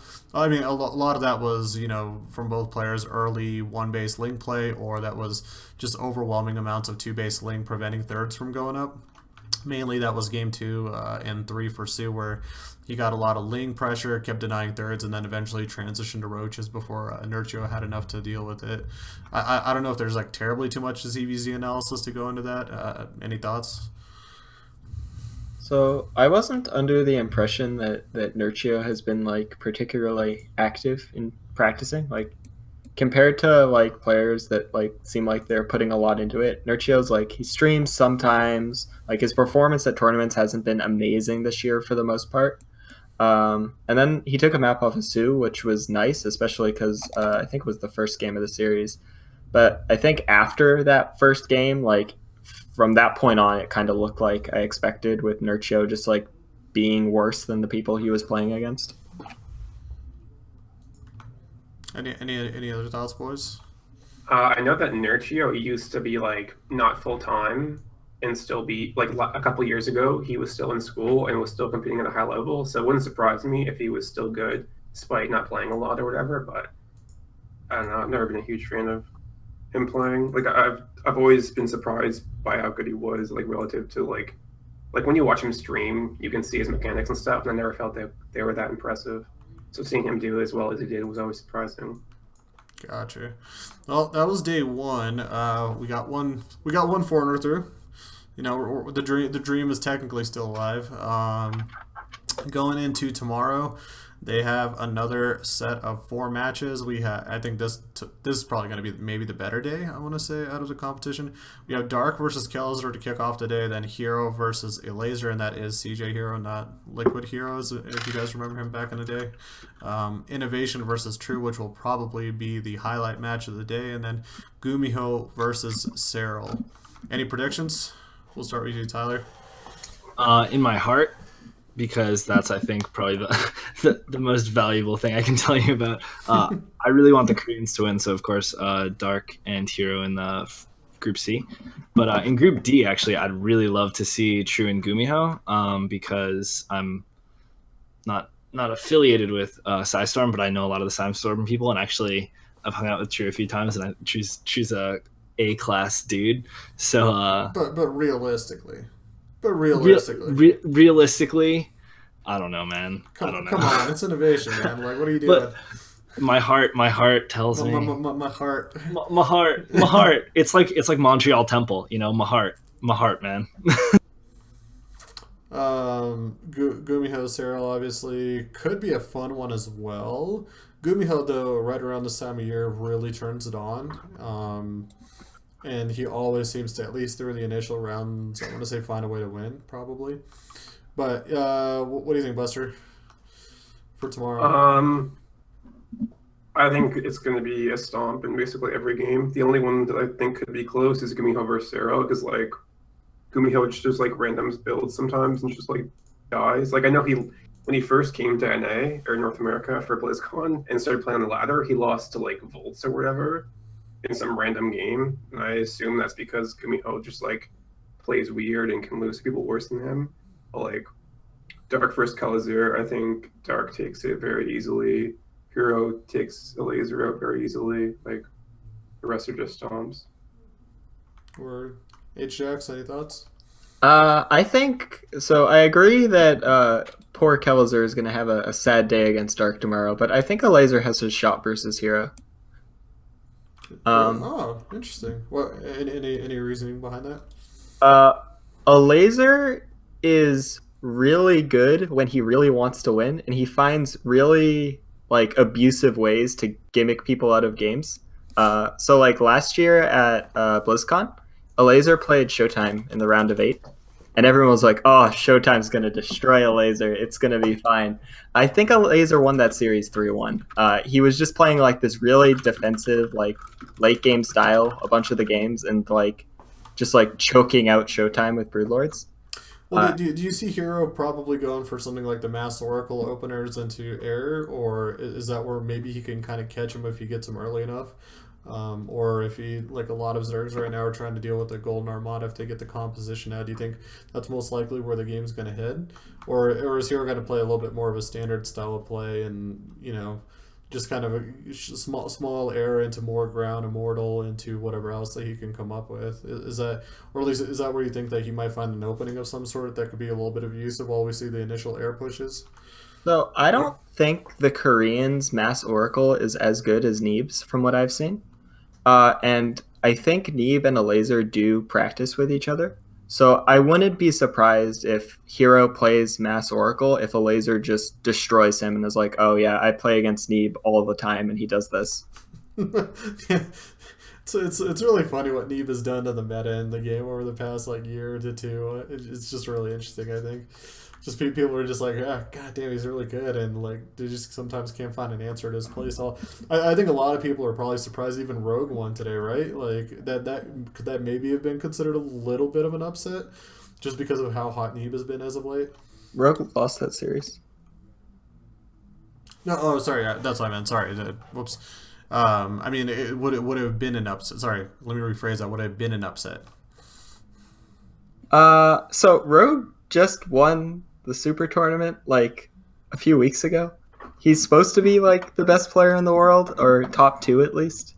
So I don't think Neeb was favored, but at the same time, like Neeb has such a big hype train that I feel like no one was that surprised. It was like, yeah, choo choo, go Neeb, when he won, which is why Gloob wants to see him crash and burn. That upsets me. The fact that someone might think that Rogue beating Neeb is an upset deeply upsets me. Like Rogue, I think Rogue beating Neeb is the way things should be, but clearly I'm not the one calling the shots. I mean, when is the last time where we've like truly had a foreigner that we said that a Korean beating him would have been an upset? Like obviously excluding say something Anyone like who plays top True. You think so? Not anyone, but like I think there are many foreigners better than True. Oh yeah, like at Cheesadelphia recently, True was there, and he got destroyed. Do by we I think really Masa. look at True though as a foreigner though? No. What he's No. saying is like there are Koreans that are like incredibly mortal compared to some of the better foreigners, or even some of the mid-tier foreigners. Like True might as well be a foreigner at this point because like there's so many foreigners that you can put up against him, and it's just going to be like, well, True is going to die now. Yeah, True. Basically, just like a beat. So when True first entered WCS, I think it was last year at Montreal, and he won a tournament. But I didn't think he was actually that good going into it. So I think that was just like a fluke, and he's actually much worse than people would expect given his nationality or whatever. Mm-hmm. Interesting. So, that's actually a really interesting take. Huh. Like I've beaten True. I've played Neeb. Like the difference of like when I played True and I like took maps off of him, and when I played Neeb and it felt like he was doing a 2-base all in, but he was actually up in workers. Like there's such a big difference, I think, in the caliber of players between like Neeb and True, that like he's not the like invincible like Korean that like innovation might be. Interesting. So tomorrow, from what I'm hearing, is going to be a good day to start watching some games. If you guys missed any of day one, that could be a lot of fun. And then obviously the following weekend we will have the top 8 at BlizzCon actually playing. So that should be another fun series. Are any of you guys going by chance? I'm going. You are? Nice. Anybody else? Sorry, going to BlizzCon? Yeah. Is that what you asked? Oh, Yes. no. No, I'm not going to BlizzCon. We're just gonna be hanging out, watching from the virtual side. I kind of wish I could go. I think even though my heart, due to some of the Blizzard decisions over the years, have kind of hurt it. I think BlizzCon is actually one of the funner events to be at, especially because you get all sorts of like enormous LAN type experience. Basically, Blizzard puts everything into that event financially, and it turns out always to be a really fun experience for anybody that gets to go. So. Good luck to you, HJax. Sounds like you're gonna have some fun. Oh yeah, I'm hyped. See if you can find your way over to that Twitch after party. Would highly encourage it as well. You could always find some fun times over there if you could find your way over there. But yeah, no, tomorrow should be fun. Now, looking at a couple final topics, really just to try to close out the day. New ladder maps that are going to be coming up right now for the new season. I tossed those in the script.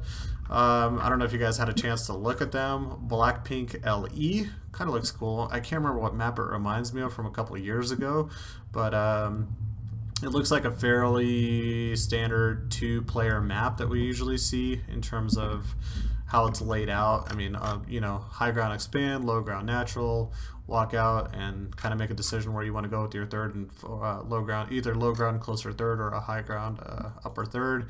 You got Catalyst LE, another 2-player map, stretched out really nice thinly across the bottom half for 4 base play, I want to say, particularly, but a little bit more choked up. You got Neon Violet Square, which I just only imagine with the new Starcraft lighting is just going to burn a hole through my eyes. But that one, very interesting with a low ground natural and a back lower third, but with, it looks like less resources, just a tiny bit. There's mineral patches that are cut out of the back. A little bit of a gold in there as well somewhere. And then Battle, what is that? Battle of the Boardwalk.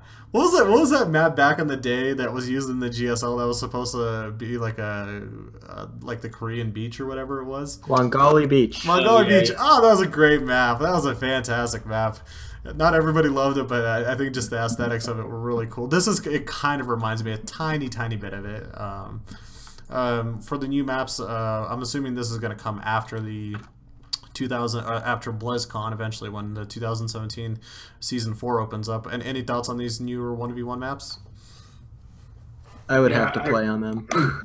Yeah, it's hard to judge it just based on looking at it. But the one thing I hate is this weird obsession with having gold bases like even exists. Like, I think they're just so good for Zerg compared to like every other race. Like, just a map, like you could take a Terran favored map, just throw a gold base on it, and suddenly it's so good for Zerg ZVT. Like, I don't know.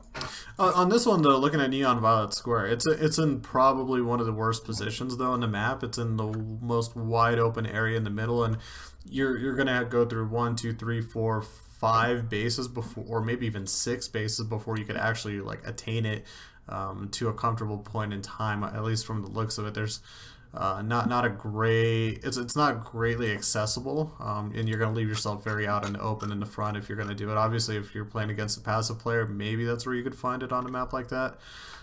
Catalyst, did it have any golds? Nope. Blackpink, did it have any golds? Not that I see. So it looks like only one map is going to be adding in gold bases. Oh, Boardwalk has it in the back corner. Too, yeah, back corners. There we go. Maybe that could be a nice little advantage as well for Zergs right there, as it doesn't look really easily accessible for harass unless you're going through the air or drops of some sort. So yeah, I think it could be interesting. I'd be really curious to see how Boardwalk and Neon Violet play out, as they're 2 very different maps. Catalyst and Blackpink look very standard in terms of their build and layout. So you'll see most likely a lot more standard, typical, rational play out of both opponents. So there are a couple new maps too as well for the 2v2. This is only relevant to the CSL because we do have the 2v2. What is it called? Beads? No, Seeds. Seeds of Ayur. Kind of a cute aesthetic little layout. the hell does this map remind me of? It reminds me of an old 2v2 map that was like Ayuri type of design as well. But I think it's really interesting that they have this cute little garden out in the middle and two inner bases with a quick little expansion on the low ground as well. So teams should be able to get up to 4 base, or I guess a team-wise 4 base pretty quickly on this map. If they want to get up thirds, though, it will take them a little bit longer to access those. Oh, there's back expansions there as well, I see. Check that out. This could be a fun 2v2 map if it gets put into the pool in the spring. That looks like a 2v2 macro map to me. Like the choke going up to the third bases is so small.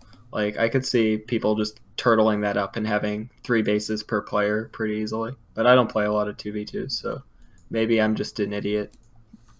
No, we would never say that. No, not on here at least. Tyler, have you had a chance to look at this map at all? Yeah, I've looked at the maps a bit. I mean, as a player and also as a 2v2 player in CSL, when I was a 2v2 player in CSL, I'm a big fan of like cheesing and not playing macro because I don't really have the mechanics for it. So I think this map would be fine if I were going to be carried. But for me personally, I like those cheesy maps. Gotcha. I don't blame you. I was with you back in the days. I originally, before I became a 1v1 guy, and in our lineups I was a 2v2 sniper originally, and like anytime we had the old Wings of Liberty close maps, even in the 2v2, it was just it was fantastic. It was just a reward every single week. We're just like, yep, we're gonna just end their life in the first few minutes. Well, it was a great time. Obviously, Buster, not to leave you out. Any thoughts on the battles of Ayur or Seeds of Ayur? As a coordinator, when you look at this map, are you going to be kind of like licking your chops with the players you have? So unfortunately, I may actually have to be playing, since Brittle's better than me, he'll be acing. So I actually have to play 2v2 this season. So I'll have to learn this map. But like, I've played like 10 games of 2v2 in my life. A true SC2 warrior, 1v1 1v1 Yeah, 1v1 or die. I even lost the 2v2 last CSL match against like 2 diamond players, like me and some other guy who can't beat mech PvT, lost to people much worse than us just because we're so inexperienced in 2v2.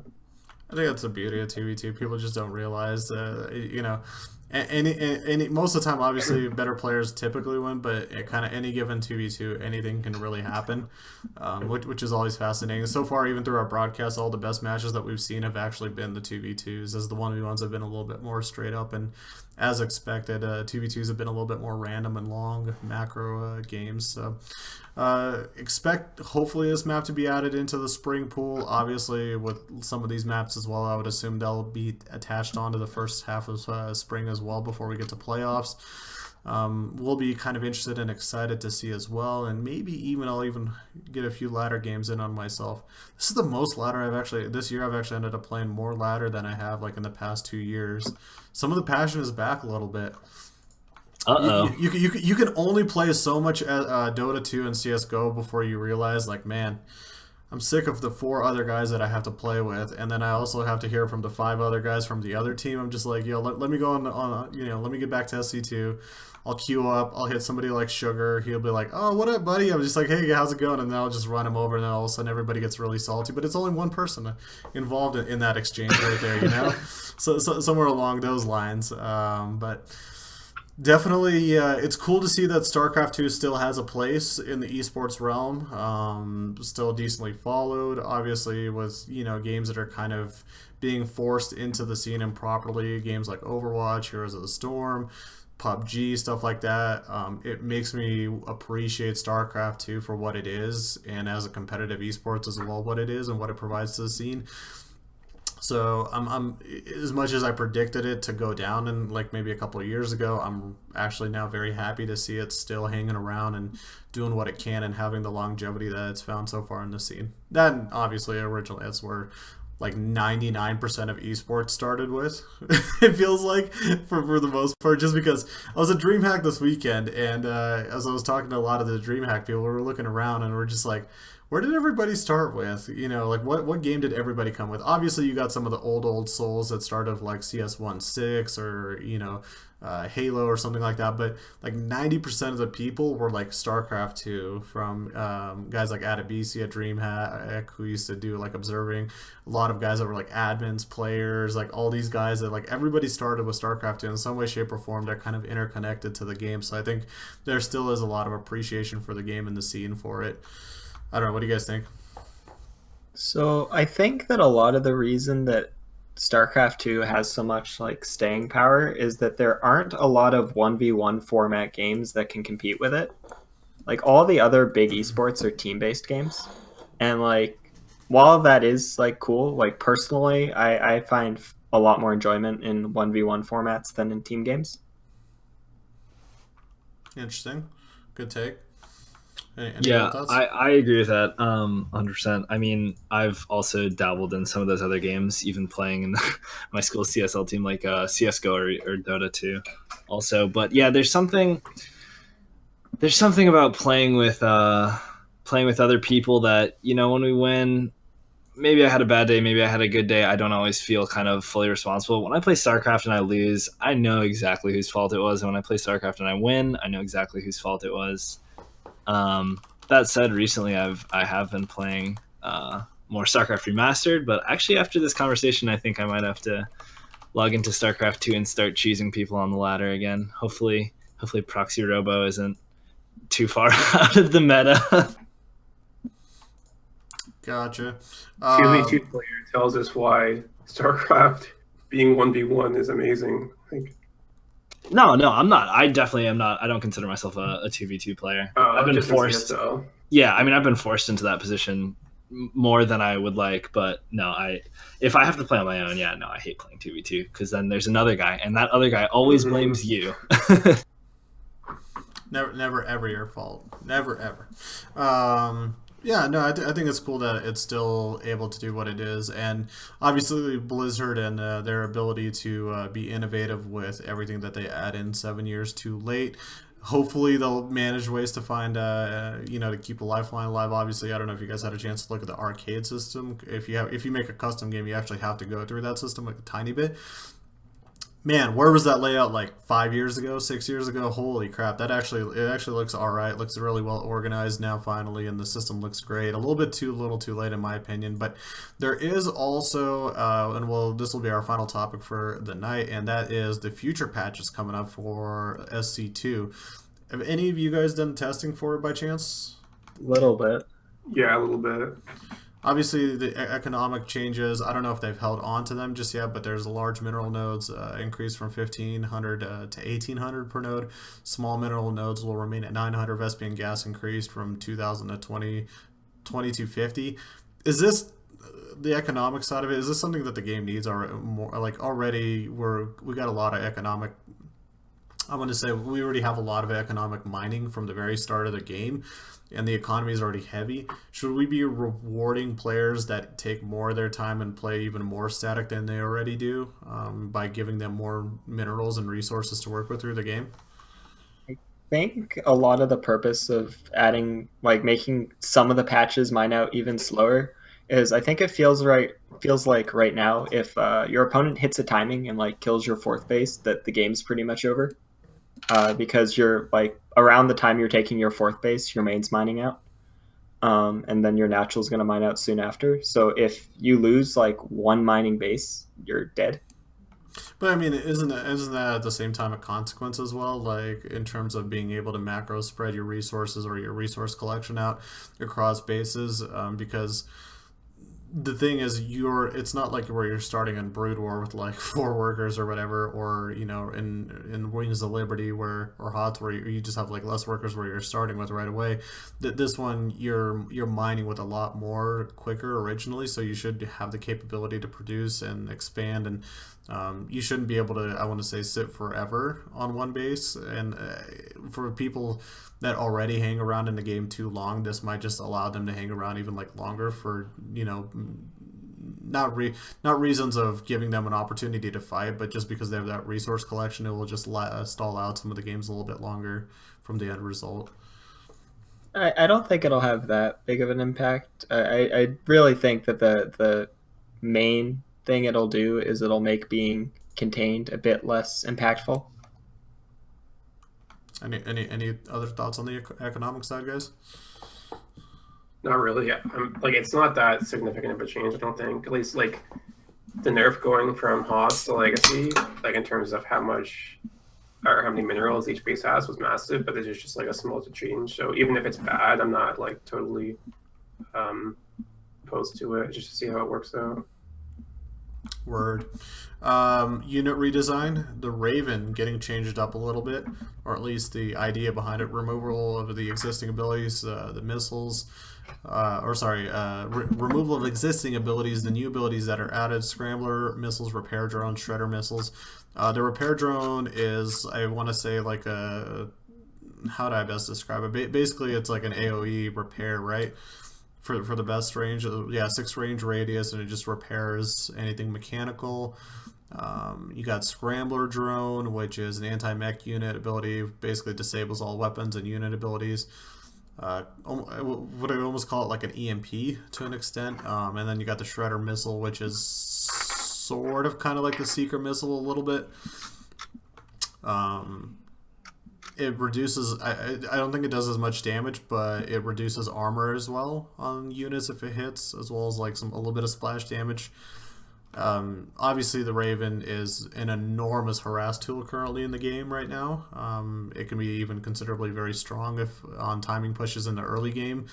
Is this a needed change for the Raven, as a lot of Terrans I feel like favor the Raven as well right now, and sometimes even mass them at times. I really think the whole like mass Raven thing, like if you're not watching a Velo stream or a Rough stream or like the Riddler playing, like nobody masses Ravens. Like who's that last guy? The Riddler.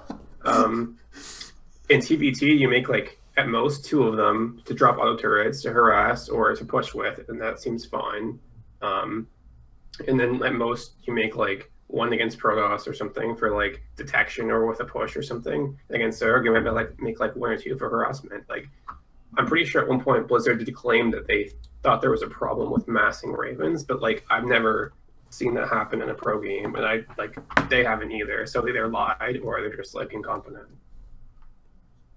Tyler, as a player yourself, that I feel like you pursued the schooling teachings of mech.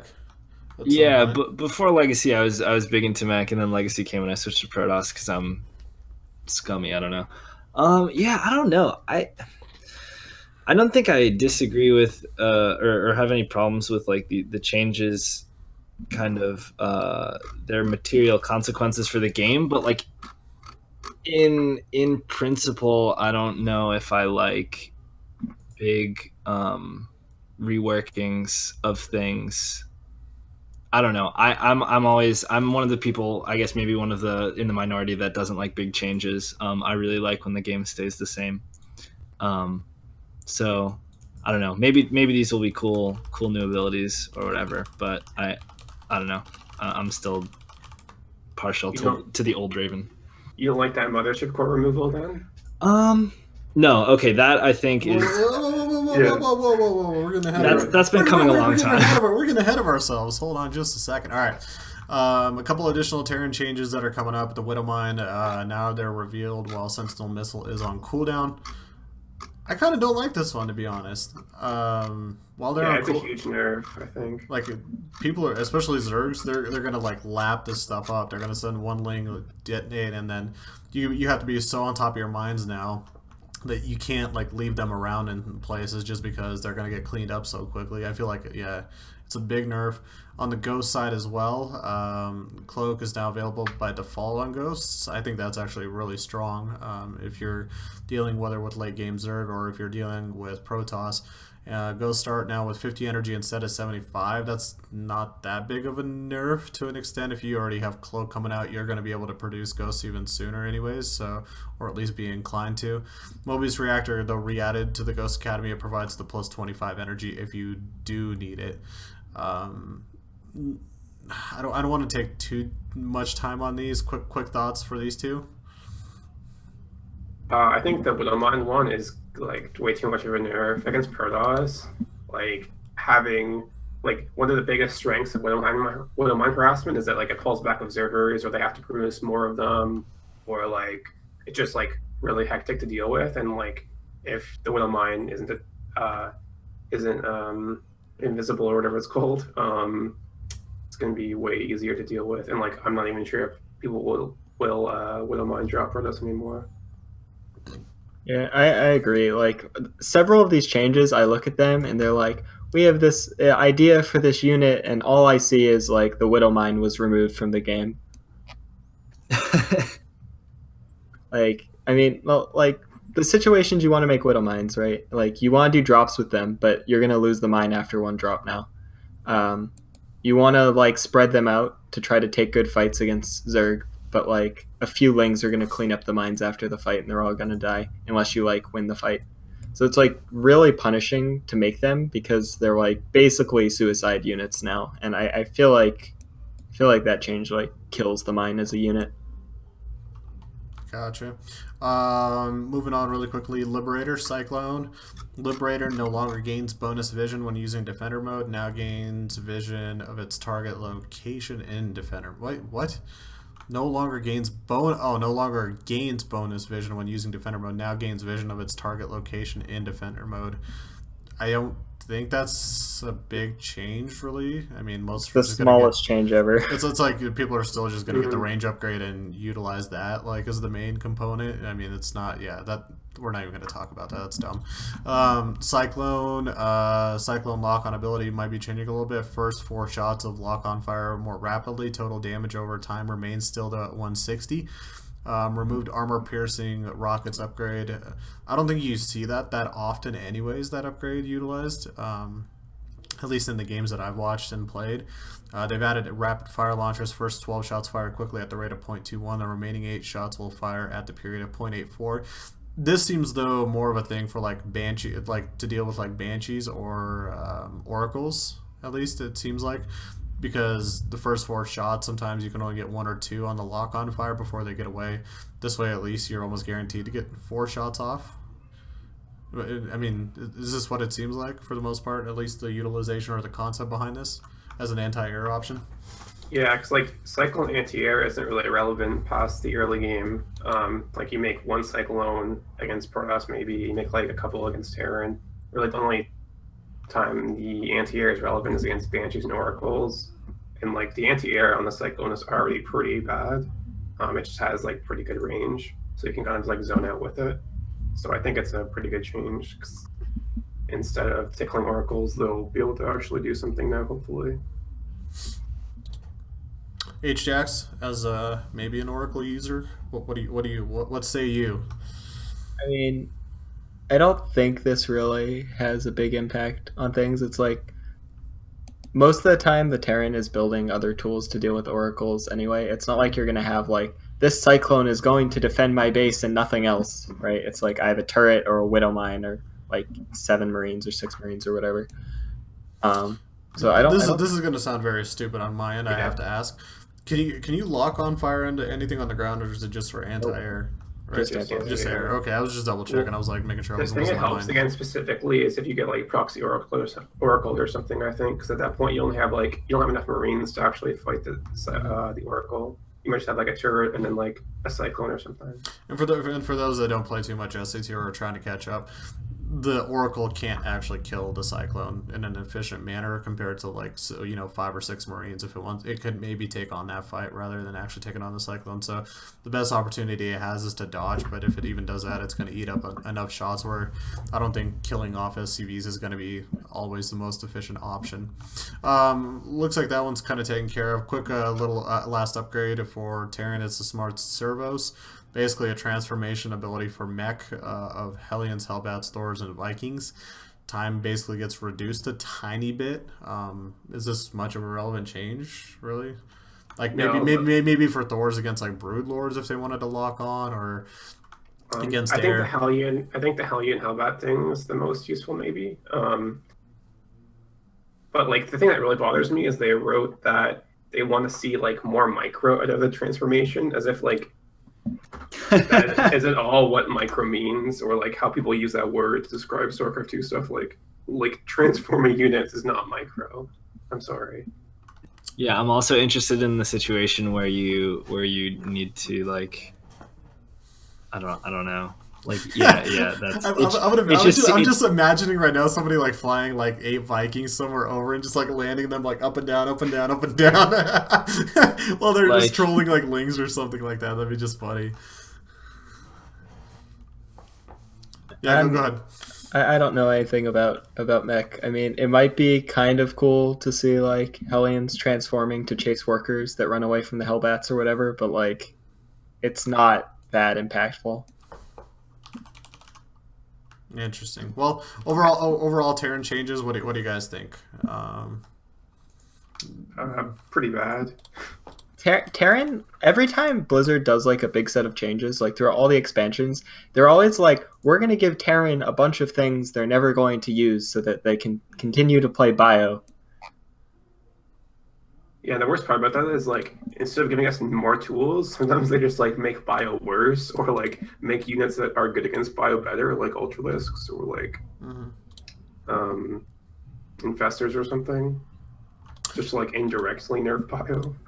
I think it's interesting. Printf in chat saying he thinks that the Cyclone change is the most underrated buff. That could be interesting. Well, obviously he's an early game little cheeser with the Protoss side of things. So who knows? How some of those playstyles might be deterred by a change like that. So maybe a good point, maybe not. But we have an important moving alongside, and that is the Protoss side. For those that are listening on stream, you guys will hopefully. You guys will hear this. Oh, you can hear the hallelujah? Hallelujah. Hallelujah. Yeah. So, Protoss is getting a unit removal by the name of the Mothership Core. Are we happy? Are we all finally happy? Personally, I don't like being changes like this because, I don't know, man. Like, it just bothers me when they make big changes. I might be in the minority, but... No. Okay, yeah. So this...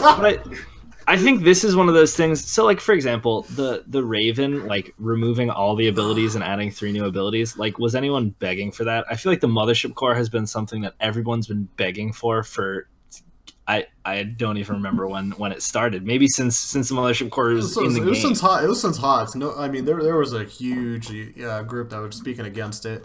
With some of the abilities that it originally had. I mean, they just basically transferred abilities to different, activations, I want to say, more than anything else. Like, I think if it was only this change, I would be happy. Yeah, this is like the best change ever. This is a good change, I think. Even though I played Protoss, I think this is something that they're going to have to do something else, but I think if they do this right, like if they get the Mothership Core out and compensate for that, it will be good for the game. All the other stuff, I've looked at all the other changes. I could do without them. I don't really care about them. But this one's fine. So the one that we're looking at is the Chrono Boost change. Chrono Boost is now 50 energy, duration is 10-second effects. Obviously, the boost buildings work rate by 100%. So you'll actually have to use it. It'll be behaved in a fixed duration compared to what usually is right now. It's just a passive increase. So that could be interesting and force a little bit more macro from the Nexus and the Protoss side. Kind of a little bit almost like injects, I want to say, for Zerg players. So it'll force the Protoss player to kind of pay attention to that a little bit more and utilize it a little bit more accurately and quickly. Mass recall has been reduced from 100 to 50 energy effect. After 4 seconds, all units in the target area, blah, blah, blah, will be teleported. It's a 129-second cooldown for mass recall across all Nexus structures. I think this could be, though, utilized maybe in an interesting way defensively. With the consequence, if you do use it once, you're not going to be able to be in, you're not going to be able to be bouncing back and forth all over the place just like that. Like, sometimes you will leave yourself open by bouncing in 2 places. But in terms of a base trade situation, could this be almost abused a little bit in terms of bringing back whole entire armies just like that? I mean, it's not that much different than the current recall from the Mothership Core. Because, like, if you bring the Mothership Core with your army, you can recall faster than this ability can anyway. I think the big interesting thing here is that the mass recall has been separated from the base defense, right? Before, if you brought your Mothership Core with you on the map, it meant sacrificing base defense because the Mothership Core wouldn't be at home to overcharge.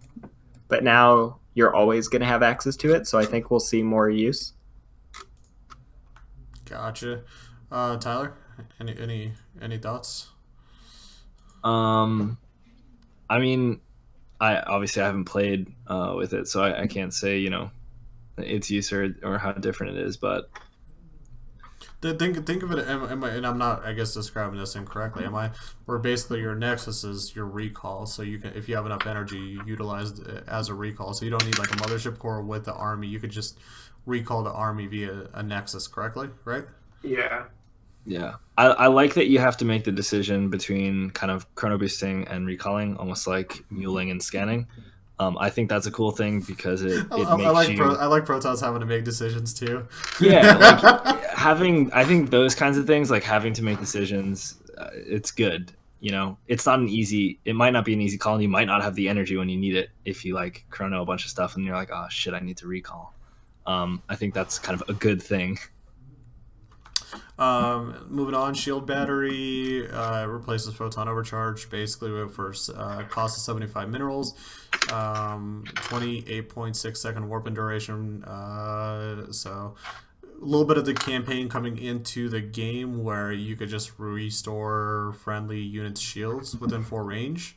I think this is kind of a cool ability to an extent. I think it's going to deter maybe some push play or give life to certain units back again. It's almost like a baby repair. I mean, if anybody played the campaign, you would know that at some point in time you probably used the shield battery in some way, shape, or form, and it kind of helped you out. So, things like having a cannon down and you're getting Zerg rushed and you have a shield battery and it all of a sudden just recovers all the shield on it, could give extra life to you or something like that. I feel like it'll be fun utilizations, but it might not have enormous impact on the game. Am I wrong in saying that? I expect some cancer from this, actually. So there was a game a while ago now, over a year ago, between Neeb and Snoot on Invader, and Neeb built in excess of 100 cannons and just sat over it with Tempest, and Snoot threw like a 20k bank or something stupid into this like big defensive setup and just couldn't break it because it was so much static defense with Tempest. And I think the shield battery is going to make that better, where Protoss players can play Sky Toss and just have like a mass of shield batteries that they keep their army over. And I don't think you're going to be able to engage into it at all. So I understand what they're going for with the early game defense because they removed the mothership core and Protoss needs early game defense. But I feel like the opportunity to just mass them in the late game is kind of silly. Interesting. Yeah, I think we're going to see some really, really funny, maybe cancerous, but also, I mean, just as a spectator, really funny shield battery shenanigans. I want to see like proxy shield batteries, like regenerating oracles. Like, I want to see like never, like just things not dying, like single units not dying. I want to see those hero units. There's an old Broodwar clip where I think it's a dragoon, or it might be a zealot. Like just kill all kinds of stuff hanging out around a shield battery. I think that's absolutely hilarious. I mean, so the community complained a lot about one-click defense, right? But I feel like now they're just going to be like, Protoss units are invincible. I did my big timing push, and I didn't kill a single thing. Like, I feel like the community isn't going to be happier in the long run, even if removing the mothership core is better. It's like, I think the original like problem was that it sucks to do something and feel like that it got negated for free, right? Like you do a push, you get to the base, and it feels like the Protoss player sends you home without taking any losses. And I don't think the shield battery changes that, right? Like, oh, his stalkers just didn't die. I guess my push did nothing. Like, I think we're going to see a lot of the same complaints, even though right now the community is like, yay, no mothership core. Have you tried out the shield battery in like an actual game? Not a lot, but I've seen games people using it. I feel like it's just like problem with mothership core is that like the way paladins work is that you can kind of just put them everywhere, and like even mothership core like patrols between 2 bases, like I don't know, paladin or the shield battery is just way more mobile. So I think like moving or like maneuvering around it and like punishing holes in the defense is like a little bit more like reasonable than the mothership core. That's true, because like there was the instance of like Terran boosts 4 medevacs into the main, 4 overcharges activate, and like Yeah. 4 Marines survive, which was not fun. I really didn't expect a shield battery to get this much talk, to be honest. Shield battery getting some profs right here. I think it's going to be, I mean, I don't think it's going to have a huge impact on the game, but for the time, or at least until it gets figured out a little bit more. But initially, it could add some fun defensive capabilities, at least for Protoss players. All right, additional changes. Stalkers, increase Stalkers, particle disruptor weapon from 10 to 14 plus armored. Or sorry, from 10... 14 versus armored to 15 and 21 versus armored. So basically, sort of as a trade for the Mothership Core and Photon Overcharge being taken away. Stalkers getting a little bit more of an attack boost from 10 to 15, which could make an interesting difference. Increased particle disruptors weapon period from 10.3 to 1.54. So it looks like it might take them a tiny bit longer to attack. Particle disruptor now gets +2 damage per weapon upgrade, up from +1. So late game stalkers could be as well pretty fun and powerful, as well as also the disruptor purification nova. Purification Nova now detonates on contact with enemy units. I think almost every single Protoss absolutely hates this change that I've talked to. Like, they actually despise this change more than anything in the world. Purification Nova still lasts 2 seconds before detonating. Activation radius reduced from 0.5 to 0.25. Cooldown reduced from 21 to 14.3. Purification Nova no longer activated by enemy changelings. As well, Colossus damage changed from 12 to 10, from 12 damage to 10, 15 versus light. Damage per upgrade changed from 1 to 1 to +1 versus light, so a little bit more damage versus lighter units. Range increased from 6 to 7. An extended thermal lance, range upgrading decreased from 3 to 2 because they start with 7 instead of 6, so you only gain that additional +2.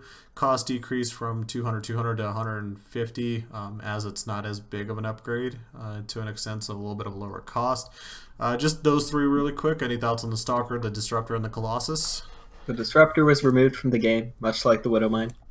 Yeah, it deserves to be removed though. I think the Disruptor is a really cancerous unit. Like the idea that like you can lose so much from like not basing your army like 100% of the time is kind of ridiculous to me. So as I'm a really Blink happy. Disruptor player, I'm really sad. As a Terran, regardless what I play, I don't feel bad at all. And the reason I've been playing a Zerg too as well. With, like, anytime I have lurkers down, I'm like, yeah, I think I'm good. All of a sudden, just just like these little disruptor balls come out, and I'm just like, damn it, like, oh my god, I actually have to deal with this crap now. But at the same time, I think it's an enormous nerf, though, right, for the disruptor. Like, we can honestly say it's an enormous nerf.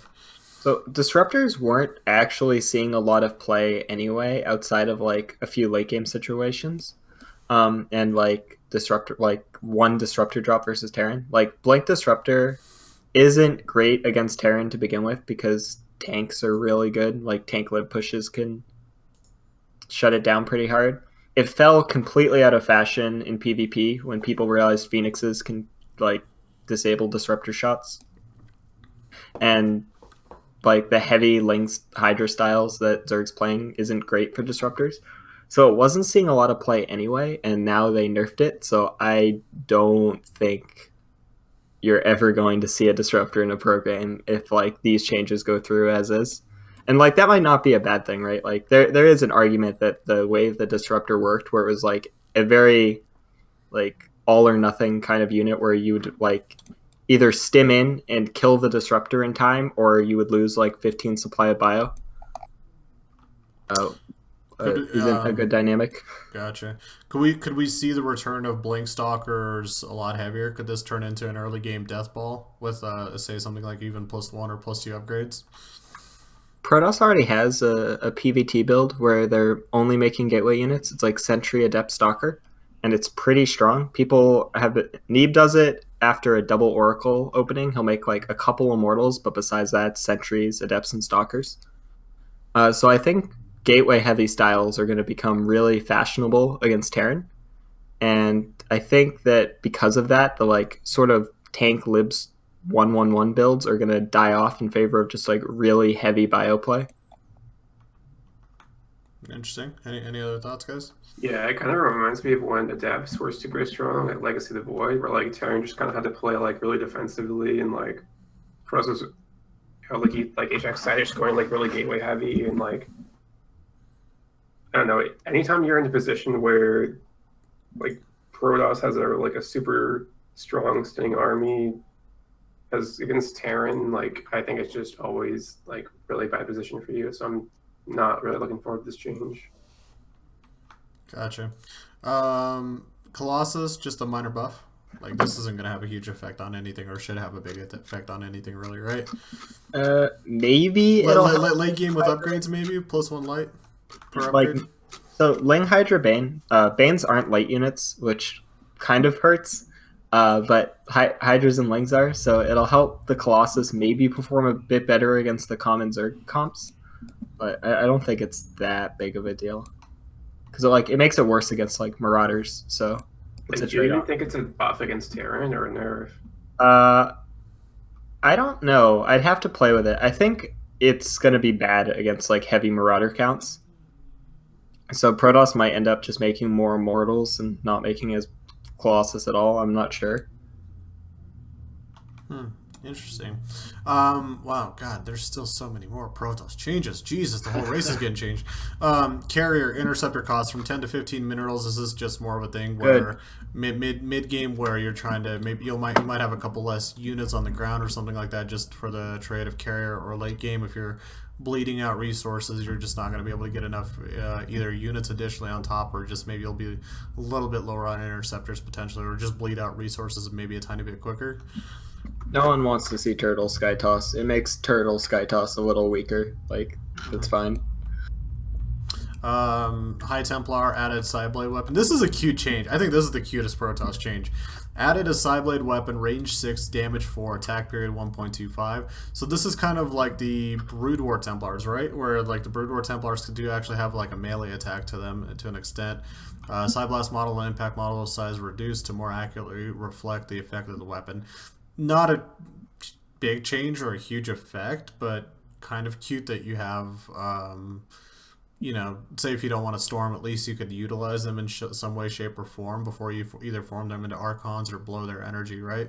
It's kind of, I don't know. I feel like, say if you have like Lings or something like that, they could just kind of help out, poke at something, take a little bit more damage off.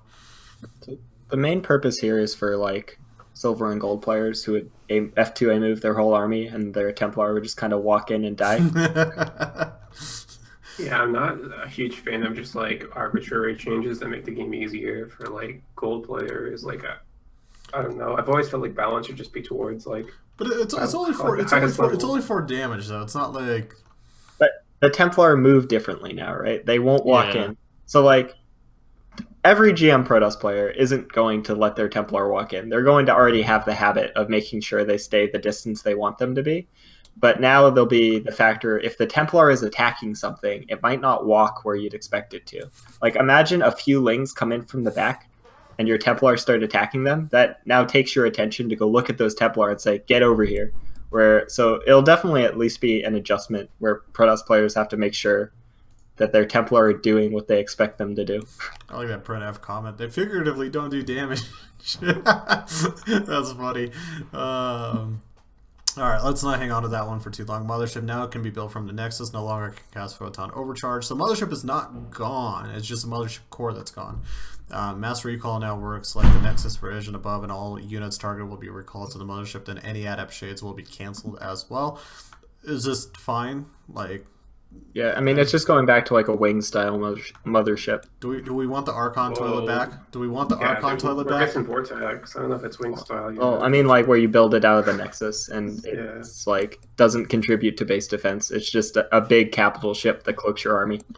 Just for nostalgia purposes, I'll take Vortex back. Just even though it might like bone me in an actual game, just for nostalgia purposes, that's a change that should be added in. Just to see Archon toilets in professional games. It's always fun when it worked out for you, but yeah. I mean, literally one of the most legendary games is because of that ability as well. I don't know. I think it was just a lot of fun. It was a fun little thing in Wings of Liberty. Are you talking about Kiwi, Cocky, and Stefano? MVP versus Squirtle. Squirtle, yeah. So that other one you mentioned, not bad as well. That one was a pretty good one as well. But looking at the observer, we have new ability surveillance mode. The observer is unable to move and gains 25% more vision. So this is kind of cool. I think it is a little bit. It kind of rewards scouting to an extent.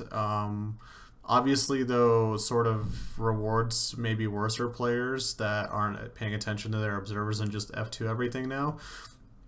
But you do gain a little bit more vision if you just put it into an observer mode. So if you're just looking to, spot, any drops or something like that, you gain a tiny bit more vision, but you also don't pull them with your army if you have like ones that are not in surveillance mode. So kind of a cool, but also rewarding both spectrums of play, rewards scouting, but also rewards players that are F2ing at the same time. It'll make its spot for drops a little bit better. And besides that, it's mostly intended for like low league players who F2 a lot. Yeah, but don't you think an observer that was patrolling like a slightly larger area would already have more vision than this? Like, do you think like Zest or something is actually going to use this? I mean, I'm not sure. I'd have to like try it. I haven't experimented enough to see like if the additional area is better than patrolling or not. It might very well be that patrolling is just always better.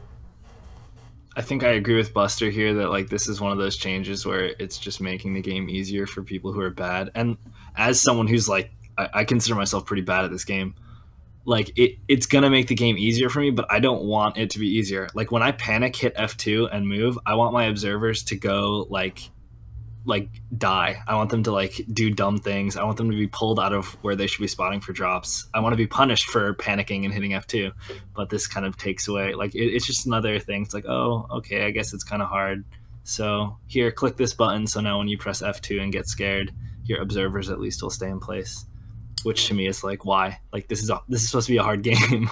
Stop making it easier. They can also just make F2 not select observers without this like new mode, but so that's why I also don't really understand that. Well, I mean, I don't think the game's, SE2 at this point in time, it's never going to regress to a point in time where it wings of liberty and some of the complexity of the game. Right now, while there are good changes in the game, there are a lot of changes that are more appeasing to the more casual players or the less higher level players. I think it will be interesting to see maybe how it will be utilized by some of the upper tier players, though. More often, I feel like they'll also kind of appreciate it in a sense, because I feel like they on occasion do make some of the mistakes that a casual player might on occasion, some of the F2 stuff, even though you usually don't see it. So this might be cool. I mean, I think, for people that's scouting, that extra vision will be more of a use than anything else. Moving on to the Oracle Revelation Revelation duration reduced from 43 to 30 seconds. Stasis Ward will no longer affect eggs or larvae. Stasis Ward has 170-second timed life duration. Pulsar Beam weapon changed from spell to normal damage. Pulsar Beam damage will now be affected by armor values as well. Is this? I think this is good. Yes. Overall, just because for me at least, I look at it, giving the Stasis Ward that lifetime is good. That means they can't just chill there. Right now they could just chill indefinitely, right? Yes. Yeah.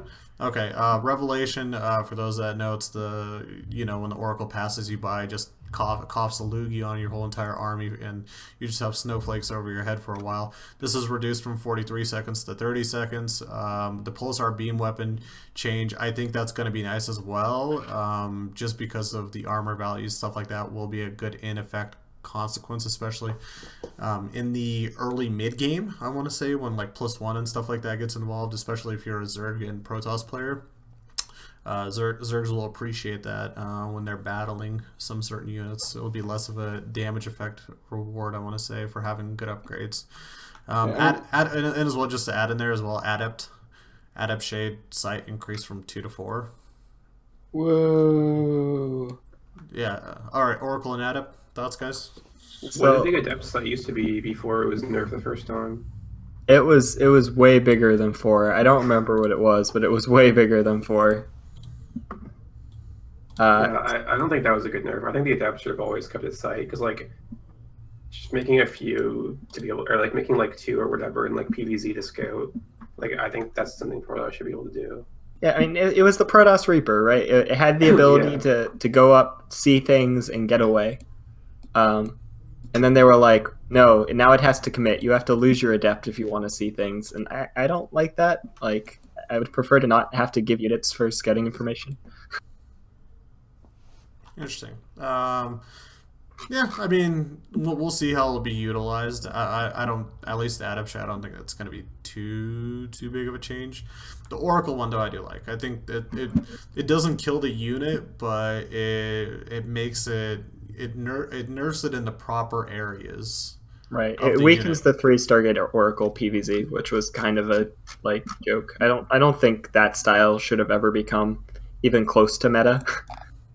You want to know how like I found out about that? I came back like 2 months ago and started playing like off racing like Zerg and stuff like that, and like every single Protoss I hit, I'm just like, what the shit is going on? Why is everybody building oracles and they're massing them? This is ridiculous. I was just like, what is happening right now? And realized that this is actually a build that became like heavy meta, and just people massed oracles until they got stabled up a third base, and then got into late game sky toss, and I was just like, god damn, this is ridiculous that this is actually a thing and it's working right now. But yeah, well, Protoss overall changes, what do you think? Healthy for the game, or at least maybe a new attempt at what could have been or originally should have been the Protoss design? Uh, I think I'm not convinced that gateway styles are like, I feel like gateway styles are just going to like be too good, and the tech units aren't going to see enough use. So I think the ideas are good, but I think it's going to need some more tweaking because Protoss is being changed so drastically. Like, either someone's going to find a build that Protoss can't hold, or Protoss is going to find just like unbeatable timings with the new chrono, and then they'll need to like tweak some things. Interesting. Do we want to? Let's just move on, just because we've been here for like 8 hours already. Let's move on to the Zerg side of things. Multiplayer update, unit redesign, and Fester change. Radius for fungal growth is increased from 2 to 2.5. Slows target movement speed by 75 instead of just gluing them into the ground. Infested Terran ability on creep, they'll be able to spawn at 0.7 seconds. Off of creep, infested Terrans will take 3.6 seconds. Infested rifles, damage reduced to 6 from 8. Rifle only attacks ground, not air. Is new weapons though. Acid spores, 14 damage, 0.95 period, range of 6. This weapon is prioritized over their ground attack like a Thor. Projectile attack upgrade will affect infested Terrans. So this new weapon, Acid Spores, I don't know if is it a baseline ability or if it's I think it's an upgrade, right? I think this is a cool little neat redesign of the Infestor. It's not gonna enormously change it, but we might see more of the Wings of Liberty style of Infestor utilization. I think if they're going to go down this route, they should remove the burrow fungal or burrow abilities in general. Like, I think it's going to be way too strong against Terran at least, and just like very volatile. Where like if you don't see this like dust moving around on the map, you can like get your entire army fungaled. I'm right now. What I'm imagining is I'm going into a time machine where this unit somehow gets redesigned in like 2012 and TLO is there, and I just imagine just this flood of overlords just flying at the opponents and just pissing creep everywhere as he throws out like eggs and is like knurling and fungling everything to the ground, and just it turns into this like ridiculous game of just all these eggs spawning in 0.7 seconds, just completely overwhelming his opponent. I don't know, Tyler, HX, any thoughts, guys? I never liked Fungal. That's all I have to say about that. I mean, I think, yeah, giving this new, I guess not new role, but this new kind of stuff to the Infestor, maybe take something away, maybe. Yeah, right now, at least like on the current iteration of the test map, the Infestor is completely broken, like not even close. Stefano has been destroying everyone with pure Infestor armies that I'm sure takes him back to his Wings of Liberty glory days. So hopefully it gets a nerf, and yeah, Burrow Fungal never should have been put in the game. I do not know what they were thinking. Interesting. Hmm. I feel like I'm the only one that kind of likes this. I think it would be cool utilization to see if Zergs kind of try to attempt it a little bit more. This is just from me speaking and seeing too many games where it's like Ling Muta or it's just Roach Hydra heavy. I wouldn't mind seeing, you know, some different units thrown in or attempted, you know, different strategies that they could come up with. But who knows? You guys might be right where it might be just have a heavily utilized strategy and kind of abused to an extent. The other big redesign is the Lurker. Mainly because the Lurker Den itself is going to be a separate structure, not going to be an upgrade through the Hydralisk Den. Costs 100 minerals, 150 gas, 86 seconds. There's a new upgrade on it as well in the Lurker Den. It requires Hive Dough, and what it basically does is reduces burrow time, increases Lurker movement speed from 4.13 4.55. Not a huge change, but I think this way you don't get completely punished in terms of producing units out of just one structure. Like if the Hydralisk Den upgraded into the Lurker Den goes down, you basically lose 2 units out of it. This way, if I understood it correctly, you could actually produce the Lurkers just on their own, right? I don't think so. I think the point is that you can research the Hydralisk upgrade at the same time as you build the Lurker Den. Am I wrong on this completely, guys? I apologize. I think Hydra's still morph. Oh, okay. So the Hydras are still going to morph. Okay. Interesting.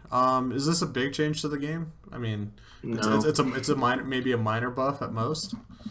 Yeah, like literally the only thing is that you can research the upgrade while getting the Lurker tech now, but that doesn't really impact things because Lurkers weren't seeing a lot of use anyhow, because they're not great against Terran unless you like surprise the Terran and like have them hold positioned in the middle of the map or something. And against Protoss was going so immortal heavy that they would just A-move through the Lurkers. Gotcha. Looking at additional changes for Zerg, Viper, the parasitic bomb, damage. Yeah, I don't mind this. This is fine. Sorry, I completely forgot to put my caps up as I was starting to talk. Whoops. Viper change. Additional changes on the Zerg side. Parasitic bomb, damage no longer stacks with the other parasitic bomb effects. Damage is increased from 60 to 120. Added 1 second delay before parasitic bomb begins damaging effects. I don't know why that third one is even a thing, because it's not AoE. Or is it still AoE? Still AoE, yeah. Oh, it's still AoE. Oh, okay. So this way you see it before it starts damaging and you begin to split everything apart. Is this necessary? Is it a little too strong that it's this much damage? Or is it balanced out just by the attempted fact that maybe you'll be able to micro out of the way of it? The only thing that makes it all right for me, even though it's a pretty big change, is that Fungal doesn't hit air anymore, so you can't do that bullshit Fungal plus Parasitic Bomb kills everything move anymore. Any other thoughts, boys? Yeah, that's really ideal. I think is that taking away that kind of that combo. Interesting. Overseer, new ability Oversight. The Overseer is unable to move and gains 25% more vision. Is this the same thing as the other Observer, where basically you just don't get F2? It's not F2'd into the army. Yep. Cool. Yeah, but the thing is kind of different because like you actually want Overseers with your army, like especially against Terran, because they can like absorb Widow Mines and like actually with the Widow Mine change you might not. So I'm not sure. You just activate. Yeah, I just activated. Well, like, yeah, I guess I don't need them that much anymore. I feel like it will be utilized though, again, effectively, kind of like the Observer, but for the Overseer, it'll be a little bit more effective in regards to keeping an eye on certain portions of the expansion part of the map, where you'll still probably have a good amount of Overseers with you anyways, and you'll still have some that are going to be hanging out spotting for important factors on the map. The Overlord itself, movement speed increased from 0.82 to 0.9. Demonetized Carapace will still increase the Overlord movement speed to 2.63. Minor early game scouting buff for Zergs. Can find out maybe a little bit more information sooner. I don't think it's not as fast as the or I guess sorry, not nowhere near as slow. Still nowhere near as slow as the Overlord back in Wings of Liberty. But is this a nice little minor buff for Zergs? Well, I mean, the maps kind of had a trend of getting bigger over time, so I think Zergs kind of felt like, especially in ZVZ, that the Overlord wouldn't see things in time. Mm-hmm. Cool. I mean, I'm cool with that. Like, I think it's fine for Zergs because most of these maps are pretty long, and so it will take a while to get over and get proper scouting information. I feel like if you're an active Terran that understands your opponent's scouting paths as well, it's very easy if you do some sort of, instead of a Reaper opener but a Marine opener, you can catch a lot of Overlords really quickly, and that could actually, really punish a Zerg. I don't want to say for no reason, but it's just still, I feel like just because of their slow speed, it's very easy to catch them. Swarm Host, minor change as well. Move speed off of creep decreased from 4.13 to 3.15. Our Banshees and units that can chase these things around a little bit happier when they get to the other side of the map, because they won't be able to wiggle away as quickly. I mean, yeah, it's good. Like, Swarm Hosts before were so fast that if you had a ground army, they usually could get away, even if you knew where they were.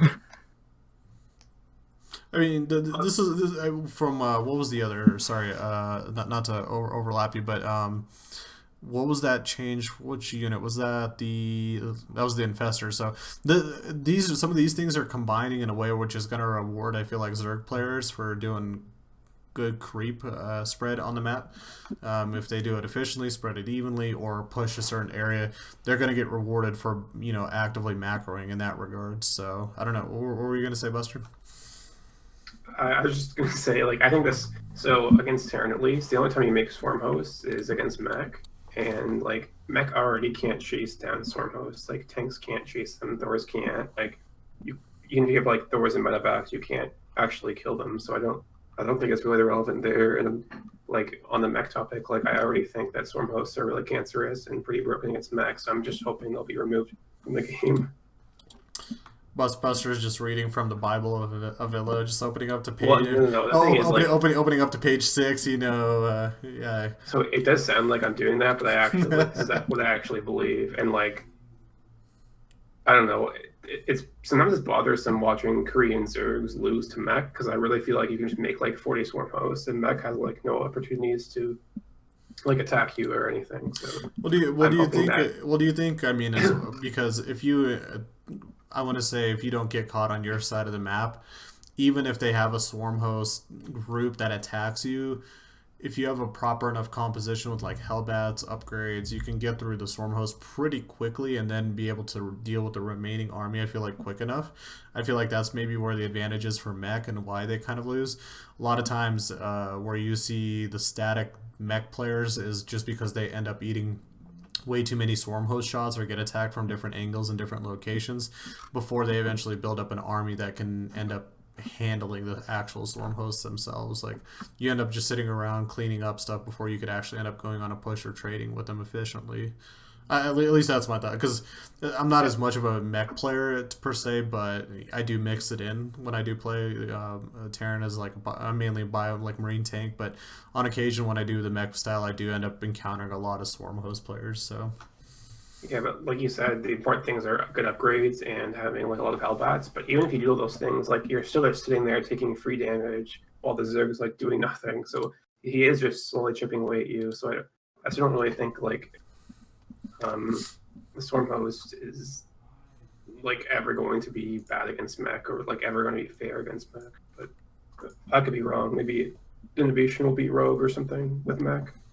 by the way, we have 3 Terran players here. We have no Zerg players, so it's the discussion is like interestingly one-sided. It's hard. Yeah, to I be really a little bit don't devil's like. advocate. I don't like Swarm Hosts.